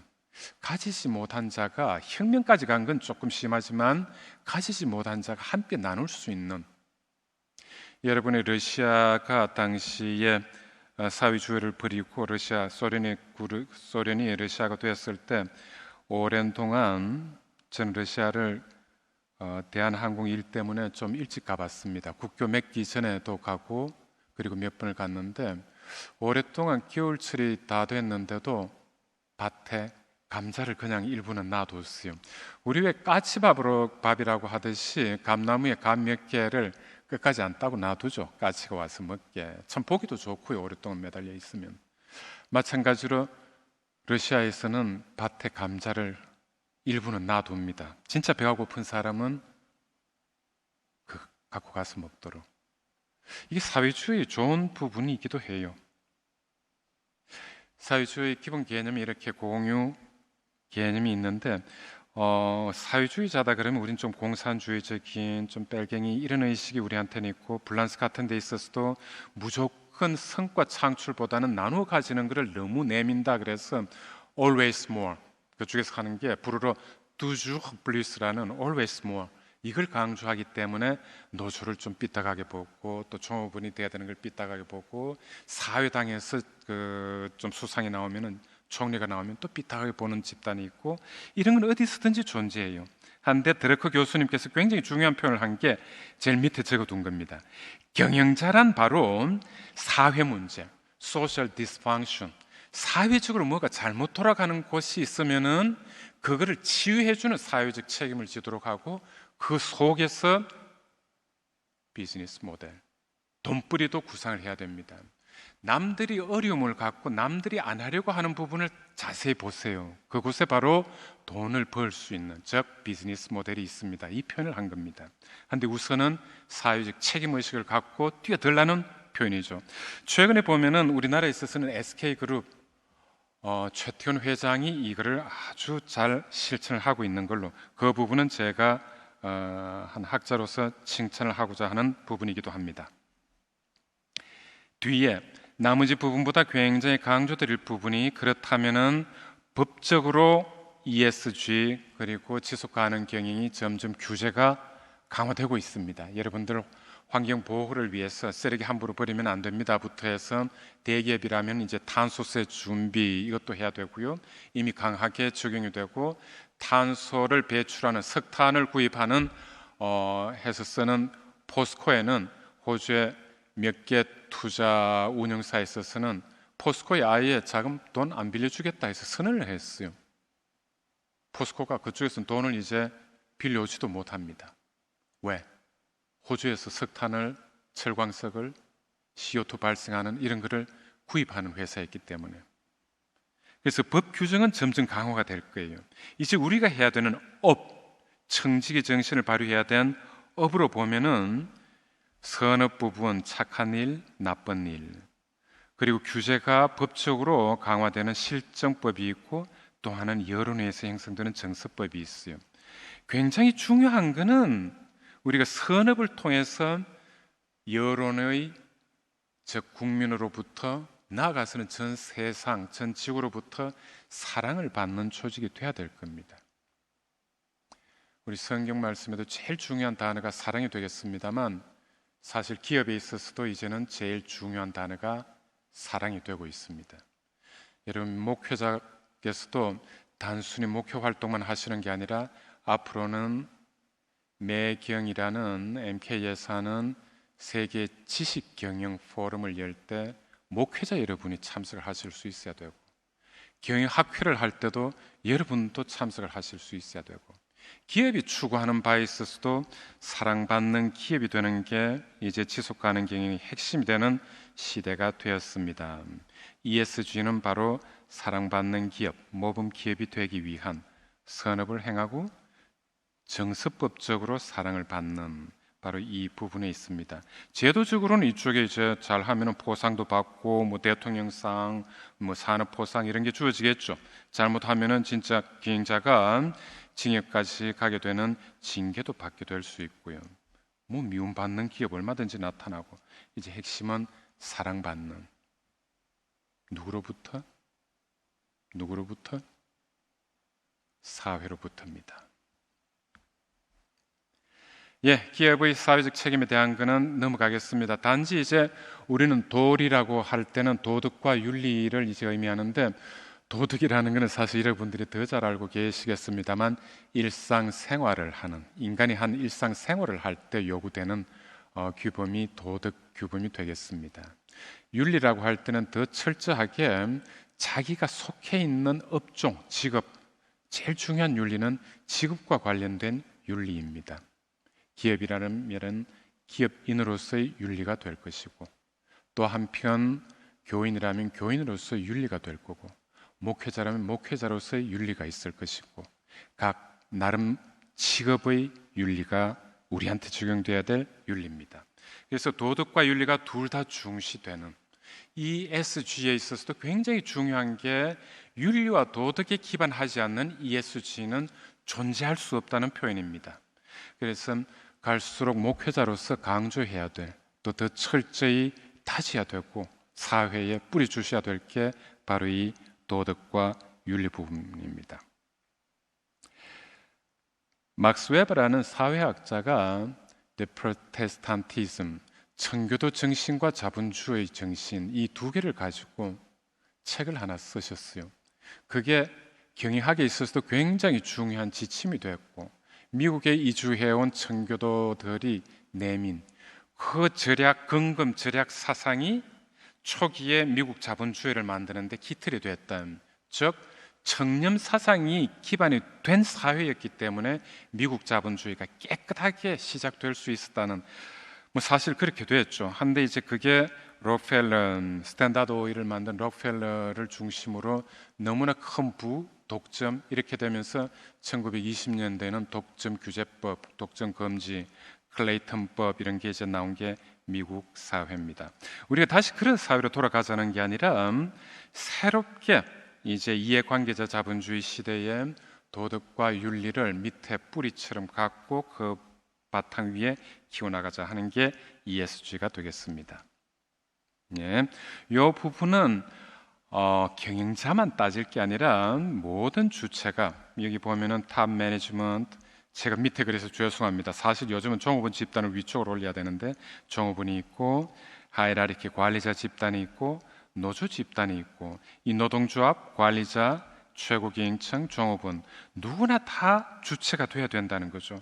그 속에서 인플로이 릴레이션이라는 고용관계 관리도 있고, 노사관계도 있고, 새로운 직접적으로 경영자하고 얘기할 수 있는, 요즘 이런 걸로도 그냥 뭐 쉽게 또는 사내 인트라넷을 통해서도 쉽게 추억 여행자한테 메일을 보내고 또 답변을 받고 하는 그게 다이렉트 릴레이션십이라는 네오 릴레이션 소통 관계가 되고 외부 고객 관계 관리도 있고 이해 관계자 관리도 있고 관계 속에서 나타나는 그 주체 집단의 역할을 보면은 고용 관계에 있어서 노사 관계에 있어서 직접적인 소통 관계에 있어서 대고객 관계에 있어서 그리고 전반적인 투자자를 포함한 은행 이런 데하고도 같이 하는 이해관계자 관계 관리 그래서 그 네트워킹 또는 릴레이션십 이렇게 다양하게 나타납니다. 이 속에서 나는 어떤 역할을 할 건가? 내가 최고 여행자라면은 당장의 고용관계 관리도 공정하게 노사관계도 좀 더 민주적으로 해주는 이게 중요하겠죠. 그리고 하급 종업원의 의견도 듣는 이런 것도 굉장히 중요해요. 그래서 최고 여행자는 적어도 직접적으로 하급 종업원의 얘기를 들을 수 있는 그리고 노조 대표하고도 쉽게 얘기를 할 수 있는 그리고 관리자들한테 아부만 하는 얘기가 들을 게 아니라 진짜 중요한 흐름을 들을 수 있는 이게 최고 여행자의 역할이 돼야 된다는 이제 그런 그림입니다. 우리가 ESG에 있어서 우리나라 국민들이 제일 큰 관심을 가지는 것은 환경에 대한 사회에 대한 투명 경영에 대한 것 중에 우리나라에 있어서는 가버넌스 지배구조 최고 경영자의 역할을 우리나라에 있어서는 굉장히 강조를 합니다. 그런데 전 세계적으로 보면은 최고 경영자의 역할이나 사회에 대한 책임보다 환경에 대한 책임을 굉장히 중시해요. 이게 아마 우리나라에서 지금 ESG를 강조하는 거하고 전 세계적으로 강조하는 거하고의 차이일 겁니다. 그래서 우리는 앞으로 전 세계적으로 강조되고 있는 이 환경에 대한 책임 여기에 대해서 더 제도적으로 탄소세를 내지 않기 위해 적게 내기 위해서 어떻게 해야 될 건지 이런 거는 굉장히 노력을 해야 될 겁니다. 그 차이가 있다는 걸 보여주는 그림입니다. 여기에 있는 거는 이제 가치관이 같은 이제 ESG, 서스테너빌을 보더라도 처음에는 사회공헌을 우리 기업의 이미지를 홍보성으로 보여주는데 효과가 있더라 해서 많이들 따졌고 그 다음은 고객과 사회에서 바라는 가치를 좀 더 창출하기 위해서 뛰어야 된다는 그런 걸로 하다가 아니에요. 여러분들이 이걸 잘하면은 사회적 가치를 창출하면은 경제적 성과도 나오는 거예요 하는 바로 이 사회적인 공헌을 잘하고 사회와 함께 뛰는 조직이 되면은 돈도 많이 벌 수 있어야 하는 바로 이 부분 우리는 ESG 왜 합니까? 그러면 돈 벌기 위해서 합니다. 이걸 자신 있게 얘기할 수 있어야 된다는 겁니다. 그냥 우리가 착한 일을 하기 위해서 하는 게 아니라 우리가 사회적 가치를 창출하면은 돈벌이도 됩니다. 그래서 우리는 사회 공헌을 하면서 돈벌이 하기 위해서 우리가 ESG를 하는 겁니다. 이 표현 하자는 거예요. 단순히 착한 일 하는 기업, 착한 일 하는 사업 이런 게 아니라는 겁니다. ESG 경영이 무엇인가에 대한 것은 여러분들이 이 화면 그리고 자료를 가지고 보시기 바랍니다. 과거에 지금까지도 강조되는 기업의 사회적 책임이 지속가능 경영이 로마 클럽이라는 게 이제 이루어져서 나타난 그때 제시했던 지속가능이라는 이 단어와 함께 ESG가 유엔의 글로벌 컴팩 약자로 UNGC라고 하는 유엔 글로벌 컴팩에서 2004년도에 당시 커피 아난 유엔 사무총장이 주도해서 약 한 30개 금융권에 특히 이제 유럽의 금융권의 사장단, 회장단들이 같이 와서 만들어준 기준이 ESG 기준입니다. 2005년부터 이제 펼쳐지기 시작했고 별로 크게 확산이 안 되다가 코로나 코비드 19이 확산되었던 2019년 말부터 ESG가 환경, 지구를 살리는 게 단순히 그냥 자연, 지구온난화 이게 아니라 에피데믹이라는 전염병 이게 이렇게 환경을 엉망으로 만드는구나 이걸 보면서 ESG가 급격하게 강조가 되기 시작합니다. 물론 뒷배경에는 CO2, 탄소 제로에 대한 게 강조되고 있습니다. 그래서 우리는 가능하면은 부패 인식 지수에 있어서도 국제투명성 기구에서 전체 OECD 회원국 37위 중에 23위 이것도 제법 개선이 돼서 23위예요. 중하위에 속하는 그래서 ESG를 잘 하기 위해서는 ESG는 돈벌이 하는 거 좋습니다. 돈벌이를 위해서 하는 거예요. 하더라도 좀 투명한 그런 나라가 돼야 된다. 제가 한 사례를 해뒀는데 덴마크의 기업인들이 이 얘기를 해요. 덴마크에서는요, 우리 기업인들이 공무원 만날 필요가 하나도 없어요. 진짜 만나야 되면은 우리 사내 변호사가 만나서 그냥 합니다. 근데 우리는 진짜 이번 대장동 사태에서도 보듯이 기업을 하는 사람은 정치인들하고 너무 가깝고 공무원 또 허가를 내주는 집단, 뭐 대부분 공무 조직이 되겠습니다만 이쪽하고 진짜 술자리도 너무 많고 술자리부터 없애야 되지 않나 싶습니다. 이거부터 좀 없어져야 된다는 거죠. 예. 그다음 이제 UN의 PRI (Principal Responsible Investment에서 최근에 와서는 실제로 은행 또 자산운용사에서 강조하면서 모범 기업에 투자하자. 이것 때문에 PRI가 사실은 ESG의 핵심처럼 나타나요. ESG 기본 원칙은 지속 가능 사회를 위해서 이제 많이 강조된 건데 갈수록 보니까 이제 돈벌이하고 관련된 개념이 많이 나타나요. 돈벌이. 어떤 기업에 투자를 해야 될 건가? 저도 은퇴를 하고 나서 이제 국민연금이라든지 연금 이쪽에 대한 관심이 많아지고 연금이 이제 계속 나오니까 참 고맙기도 하고 잘 지냅니다. 근데 이제 연금이 고갈된다. 국민연금에서도 투자하는 곳이 다 기업입니다. 기업에 투자를 해요. 이 기업에 투자한 금액이 잘못된 기업에 투자해서 연금 기금이 펑크 난다면은 진짜 사회가 고통을 받겠죠. 그래서 PRI가 강조되는 겁니다. 책임 투자, Responsible Investment. 자산운용사에서 책임을 지고 투자를 해도 괜찮을 모범 기업을 발굴하는 활동, 이게 ESG 활동의 핵심이 되고 있습니다 하는 내용입니다. 여러 지표가 있죠. 이런 것들을 다 잘하는 기업에 투자하겠습니다. 환경 (environmental), 사회 (social), 투명 경영 지배구조, governance에서 친환경 정책을 잘 갖고 있는지, 환경 법규 위반은 없는지, 또 인권 정책은 잘 하고 있는지, 이 사회의 다양성, 여성 임원들을 좀 넣었는지, 감사기구는 잘 돼 있는지, 이런 게 전체로 하면은 한 180개 세부 지표, 뭐 크게 보면은 17개에서부터 한 30개 이런 지표를 통해서 평가를 합니다.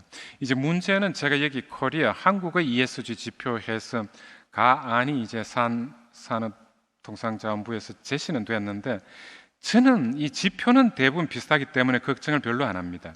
문제는 보는 관점이 포지티브 스크리닝, 잘하는 기업을 좀 긍정적으로 보는 쪽으로 가주는, 이게 필요한데 아마 공무 조직, 바로 이런 정부가 주도해서 할 경우에는 두들겨 패는 쪽으로 많이 갈 거예요. 너는 보니까 백혈병 같은 거를 일으키는 사업을 하면서도 거기에 대해서 처리를 잘못했네? 넌 이제 아웃이야. 이런 식으로 하는 게 공공조직에서 많이 해왔기 때문에 해외에 사는 사례처럼 좀 더 잘하는, 정말 모범적인 거를 발굴을 하고 거기에 대해서 점수도 주고 지원도 하고 신문에도 제발 좀 나게 하고 정부가 앞장서서 대통령이 그런데 직접 가서 보고. 저는 불란스의 경우 감동을 받은 게 코르시카 섬에서 약 한 50년 동안 오랫동안 쭉 사셨던 분인데 진짜 학생이 5명 남을 때까지 교장 선생을 했던 분이 방떼옹이라는 불란스에 지금도 80명, 최근에는 피에르 마리 퀴리 두 부부가 안치가 됐고 노벨상 받은 분이 몇 분 있고 몽테스큐에 발작, 또 그 유명한 장자크 루소, 이런 분들은 있어요. 한데 거기에 대통령은 아무도 없습니다. 고관 대작이 없다는 거죠. 기업인도 없어요. 불란스를 불란스답게 만들어둔, 불란스의 사상을 이끌어준 분, 시골 벽지에서 50년 동안 진짜 몇 명 두고 교장 선생님이다 해서 평생을 교장 선생님을 했던 분, 이런 분은 묻혀 있어요. 전체 숫자는 80명밖에 안 됩니다. 이게 불란스의 가치관 같아요. 우리나라에 있어서 그런 분을 모신다면은 블란스 파리의 빵대원 같은 걸 만들어서 한다면 과연 어떤 분들을 모셔야 될까? 우린 또 높은 분 위주로 얘기할 거예요.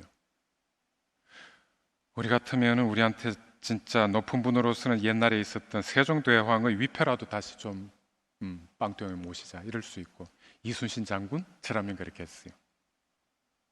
그리고 최근 인물로 보면 누굴 할까요? 다산 안창호 선생, 뭐 어쨌든 백범 김구 선생, 이런 분들이 좀 들어가실 수 있겠죠. 우리의 가치관을 새로, 우리 사이버 시대, AI 시대로 가고 있는데, 메타버스에 대한민국의 빵대용을 만들어서 한다면 이 메타버스 빵대용에, 코리안 빵대용에 넣으실 수 있는 분의 위패를 우리가 모셔서 거기에 사진이라도 한번 올려드린다면, 거기에 한 100명을 모신다면 여러분은 어떤 분을 모시겠습니까? 이런 의식을 갖고 ESG를 다시 한번 보자는 겁니다. 긍정적인 걸 먼저 보지, 여기에 있어서 대한민국을 더럽힌 인물을 어떻게 해서 처단하자, 이건 아닐 겁니다. 해서 ESG를 바라보는 것도 조금 전에 말씀드렸듯이 마치 메타버스에 대한민국의 방태용을 만들어서 거기에 위인 100명을 모시듯이 하는, 거기는 정주영 회장이 들어갈 수도 있지 않을까요? 저는 모르겠습니다. 어쨌든 100명을 모신다는 보다 파지티브 스크리닝 위주로 보는 게 저는 굉장히 중요하다고 봅니다. 예, 좀 구체적인 예라서 이거는 실무진한테 필요한 예인데, GRI Global Reporting Initiatives라는 굉장히 중요한 지표를 제시한 팀들이 있고, SASB 해서 미국 회계기준위원회의 지표가 있는데, 두 집단에서 제시하는 지표들이 좀 달라요. 어떤 집단은 굉장히 포괄적으로 제시하는 지표 집단이 있고, ESG에 대해서, 또 어떤 집단은 ESG에 특히 이제 책임 투자 원칙 기준을 굉장히 구체적인 지표로 내세우는 집단도 있고 하기 때문에, 아직 전 세계적으로도 ESG 경영, 또 Sustainability라는 지속 경영을 위한 표준 지표가 100% 마련된 건 아닙니다 하는 겁니다. 제가 말씀드리는 것은 대한민국에 적합한 ESG, Sustainability 지표, 이건 우리도 좀 해외 사례를 보면서 우리가 옳게 만들어야 되지 않느냐, 이제 이런 표현을 드립니다. 예. 잘못하면은 이게 매경에서 이런 거를 뭐 해서 올 초에 매겼어요. 점수를 ESG 평가 점수에서 쭉 매겼는데, 보니까 지금 대한항공하고 아시아나 합병을 대한항공 주도로 하고 있는데, 점수는 ESG 지속 가능한 점수가 아시아나항공이 더 높아요. 누가 아시아나항공이 지금 투자하겠어요? 한다면 그래도 대한항공으로 같이 통합이 되는데, 대한항공 주식을 사는 게 더 낫고 대한항공을 먼저 생각할 텐데, 점수는 이렇게 나타나는, 어떤 지표든지 지표를 만들어서 평가를 하면 점수는 나올 거예요. 하나, 이런 오류가 나타날 수 있는 평가 결과, 이거는 좀 더 생각해 봐야 되겠습니다 하는 예로서 제시했습니다. 그리고 블란스 연구 사례에서 나온 건데, 사회적 성과에만 너무 투자하면 오히려 경제적 성과가 떨어지게 될 겁니다. 경제적 성과는 사회적 투자가 적정하게 이루어질 때, 즉 우리가 목회 활동을 한다 해서 우리는 돈을 추구해서는 안 됩니다 하는 이 개념을 너무 가시면은 여러분은 결코 서스테이너블한 목회 활동이 안 될 수 있습니다. 여러분은 목회 활동을 하더라도 비즈니스 모델은 어느 정도 가지셔야 됩니다 하는 논지가 학문적인 연구 결과로서 나타나요.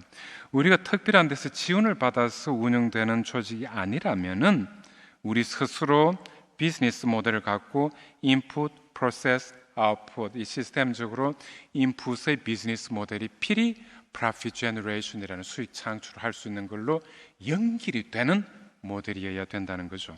그래서 너무 지나친 사회적 성과를 추구할 때는 경제적 성과가 떨어지게 됩니다. 결국 지속 가능하지 않게 됩니다라는 연구 결과도 보여드립니다. 예, ESG 경영의 미래에 대한 것들은 제가 넘어가겠습니다. 아마 다른 분들 뒤에 세 분이 더 계시고 안치홍 박사님께서 잘 설명하셨기 때문에 이 부분은 그냥 책을 통해서도 많이 보실 수 있는 예에서 넘어가겠습니다. 마지막 종합 부분은 앞에서 윤석철 교수님께서 제시한 매니지먼트 프린시피얼, 우리 목회 활동을 할 때도 cost, price, value, 이 개념은 가지셔야 됩니다. 그게 제가 중간에 하나 더 넣었어요. utility와 value는 고객이 평가하는 걸로 가치를 함께 따질 수도 있는 부분입니다만 ESG가 나타나면서 가치를 제일 끝에 보내고 중간에 고객은 그냥 유틸리티, 효용성이 높으면 고객은 만족한다는 걸로 한 차원 내렸습니다. 그리고 기업 위주로 본다면 기업이 갖고 있는 가치를 고객이 평가하는, 고객이 라면을 사 먹을 때 신라면 또는 삼양라면이 제일 먼저 나온 라면입니다만 망할 뻔도 했죠.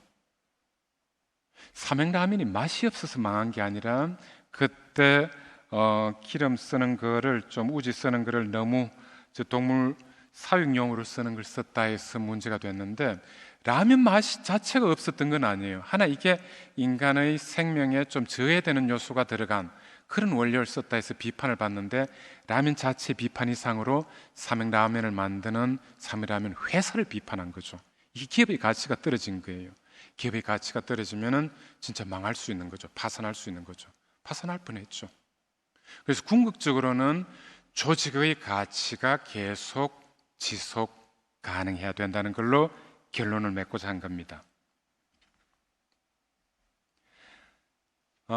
같은 사례 연구로서 제가 최근에 본 사례, 하버드 대학의 교목실장 칩 차플린이 바로 이분, 그렉 앰스턴이라는 분이 됐어요. 종교가 없는 분이에요. 왜 이분이 목사님 중에서도 목사님, 최고의 목사님이 돼야 될 텐데 이분이 왜 뽑혔냐, 참 궁금해서 여러 군데를 읽어봤어요. 보니까 이런 자료가 나옵니다. 하버드대 그리고 MIT도 마찬가지입니다. 이분이 같이 관리를 해요. 최근에 변화를 보니까 우리의 고객이라고, 전 이제 경영학적으로 표현해서 죄송합니다. 신자라는 고객의 변화가 있더라.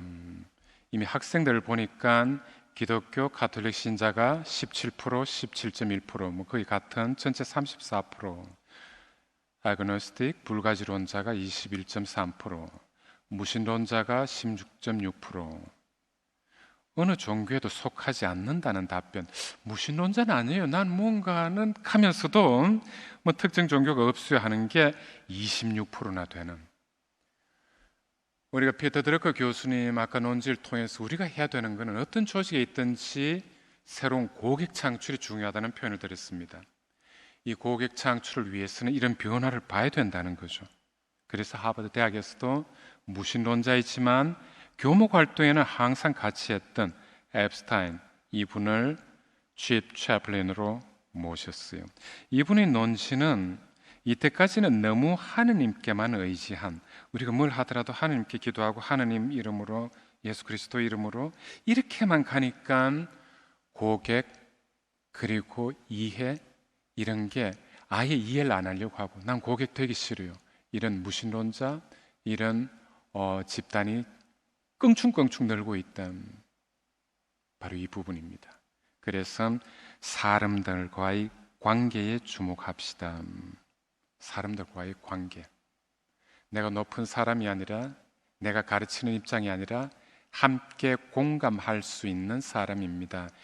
여기서부터 해야 되는 게 중요하다 하면서 어쨌든 저번 달에 뽑혔어요. 만장일치로 뽑혔고, 다른 신앙하고도 소통을 하는, 우리가 이사회가 있다면 이 이사회에 어떤 사찰에 이사회에 우리가 들어갈 수 있어야 되고, 또 사찰에 있는 스님이 우리 이사회에도 들어올 수 있어야 되는 거고, 이런 거를 주장하는 게 하버드 대학에서 이제 시작이 되었다는 거죠. 그리고 신자의 수가 크리스찬이 줄고 있는 것도 문제입니다 하는 것들, 이런 이제 사회적 변화 속에서 우리의 역할이 어떻게 돼야 될 건가, 이런 걸 살펴보는데도 조금 전까지 강의를 드렸던 sustainability, 지속 가능성의 개념으로 함께 살펴볼 게 요구됩니다.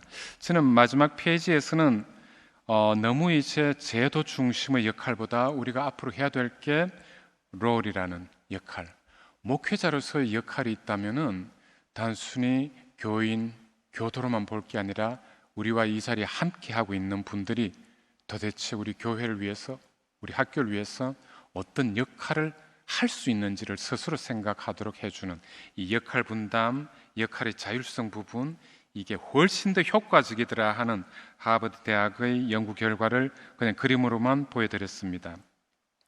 앱스타인이 이렇게 무신론자가 취입 채플린까지 된 것은 이런 연구 결과가 굉장히 큰 영향을 미친 것 같아요. 그동안 너무 취입 채플린이 제도 중심, 특히 이제 청교도들이 만든 하버드 대학은 더더욱 룰, 디스플린이 굉장히 강했습니다. 한데 앞으로는 룰이 아니라 롤, 여러분이 뭘 할 수 있을지.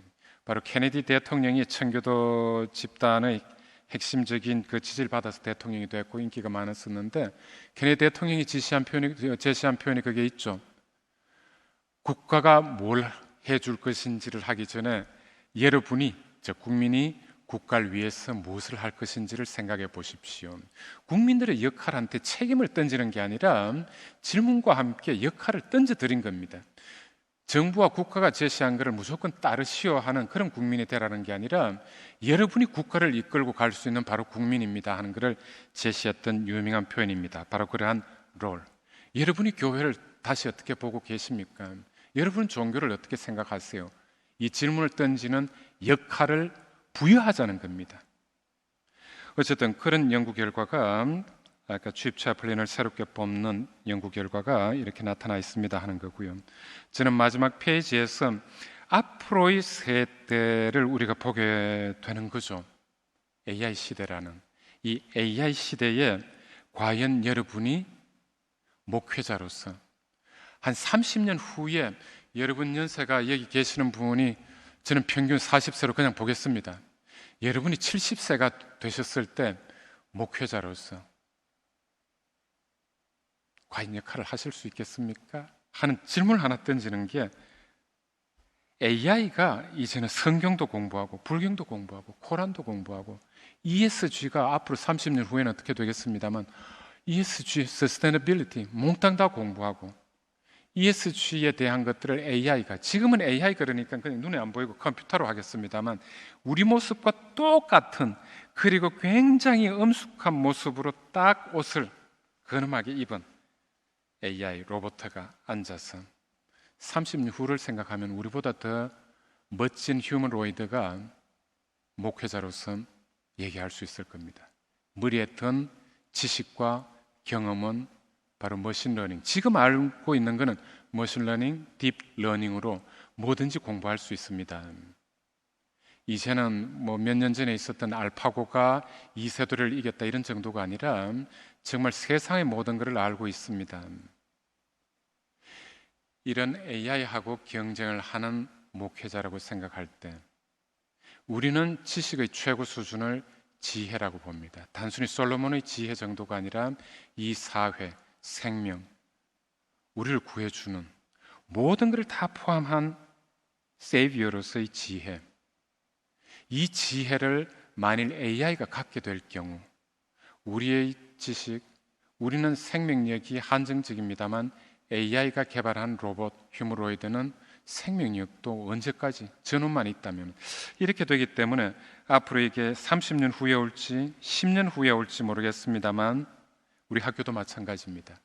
앞으로 로봇이 멋진 지식을 다 암기하고 멋진 목소리로 보여준다면 우리한테 유일하게 남는 것은 내가 낳은 자식이고 이 핏덩이 핏줄 속에서 가꿀 수 있는 피를 나눈 이것만 우리가 가꿀 수 있고 나머지 지혜 지식은 이쪽에 넘겨야 되지 않을까?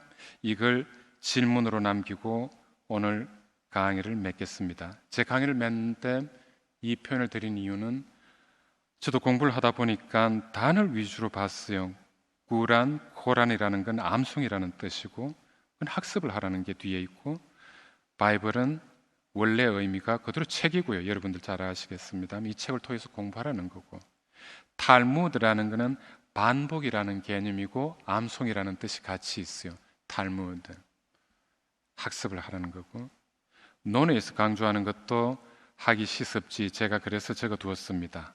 학을 통해서 섭을 계속 가끔 하면은 하는 게 학이 시습지죠. 지명, 내가 진짜 뭘 해야 될지를 알 수 있을 거다는 지명, 불경, 장경 역시 학습의 대상이 되는 책자죠. 스크립처스죠. 모든 그는 다 책을 지적하고 있습니다. 책 속에 학습을 통해서 지혜를 얻으라는 걸로 저는 종합해서 한마디 드리고자 합니다. 서스테너빌리티 역시 지구와 사람과 그리고 저는 퍼포먼스로 표현하고 싶습니다만 기업 위주로 경영학을 한 사람으로서는 프라핏이라고 표현을 했습니다. 이 3P를 위한 지속 가능한 경영, 바로 교회 활동에서도 적극 요구되는 거고, 이를 위해서 보다 더 지혜로운 학습 경험을 해야 될 것이고, 거기에 서스테너빌리티, ESG가 갈수록 중시되는 부분이 되고 있습니다. 한데 우리를 뛰어넘는 AI, 인공지능이 우리를 대체할 수도 있지 않습니까? 하는 질문을 남깁니다. 저는 대체보다는 AI도 활용하는 교목 활동이 되었으면 합니다. 시간이 많이 지났습니다. 여러분 참고로 부분 참고해서 학습해 주시기 바랍니다. 감사합니다.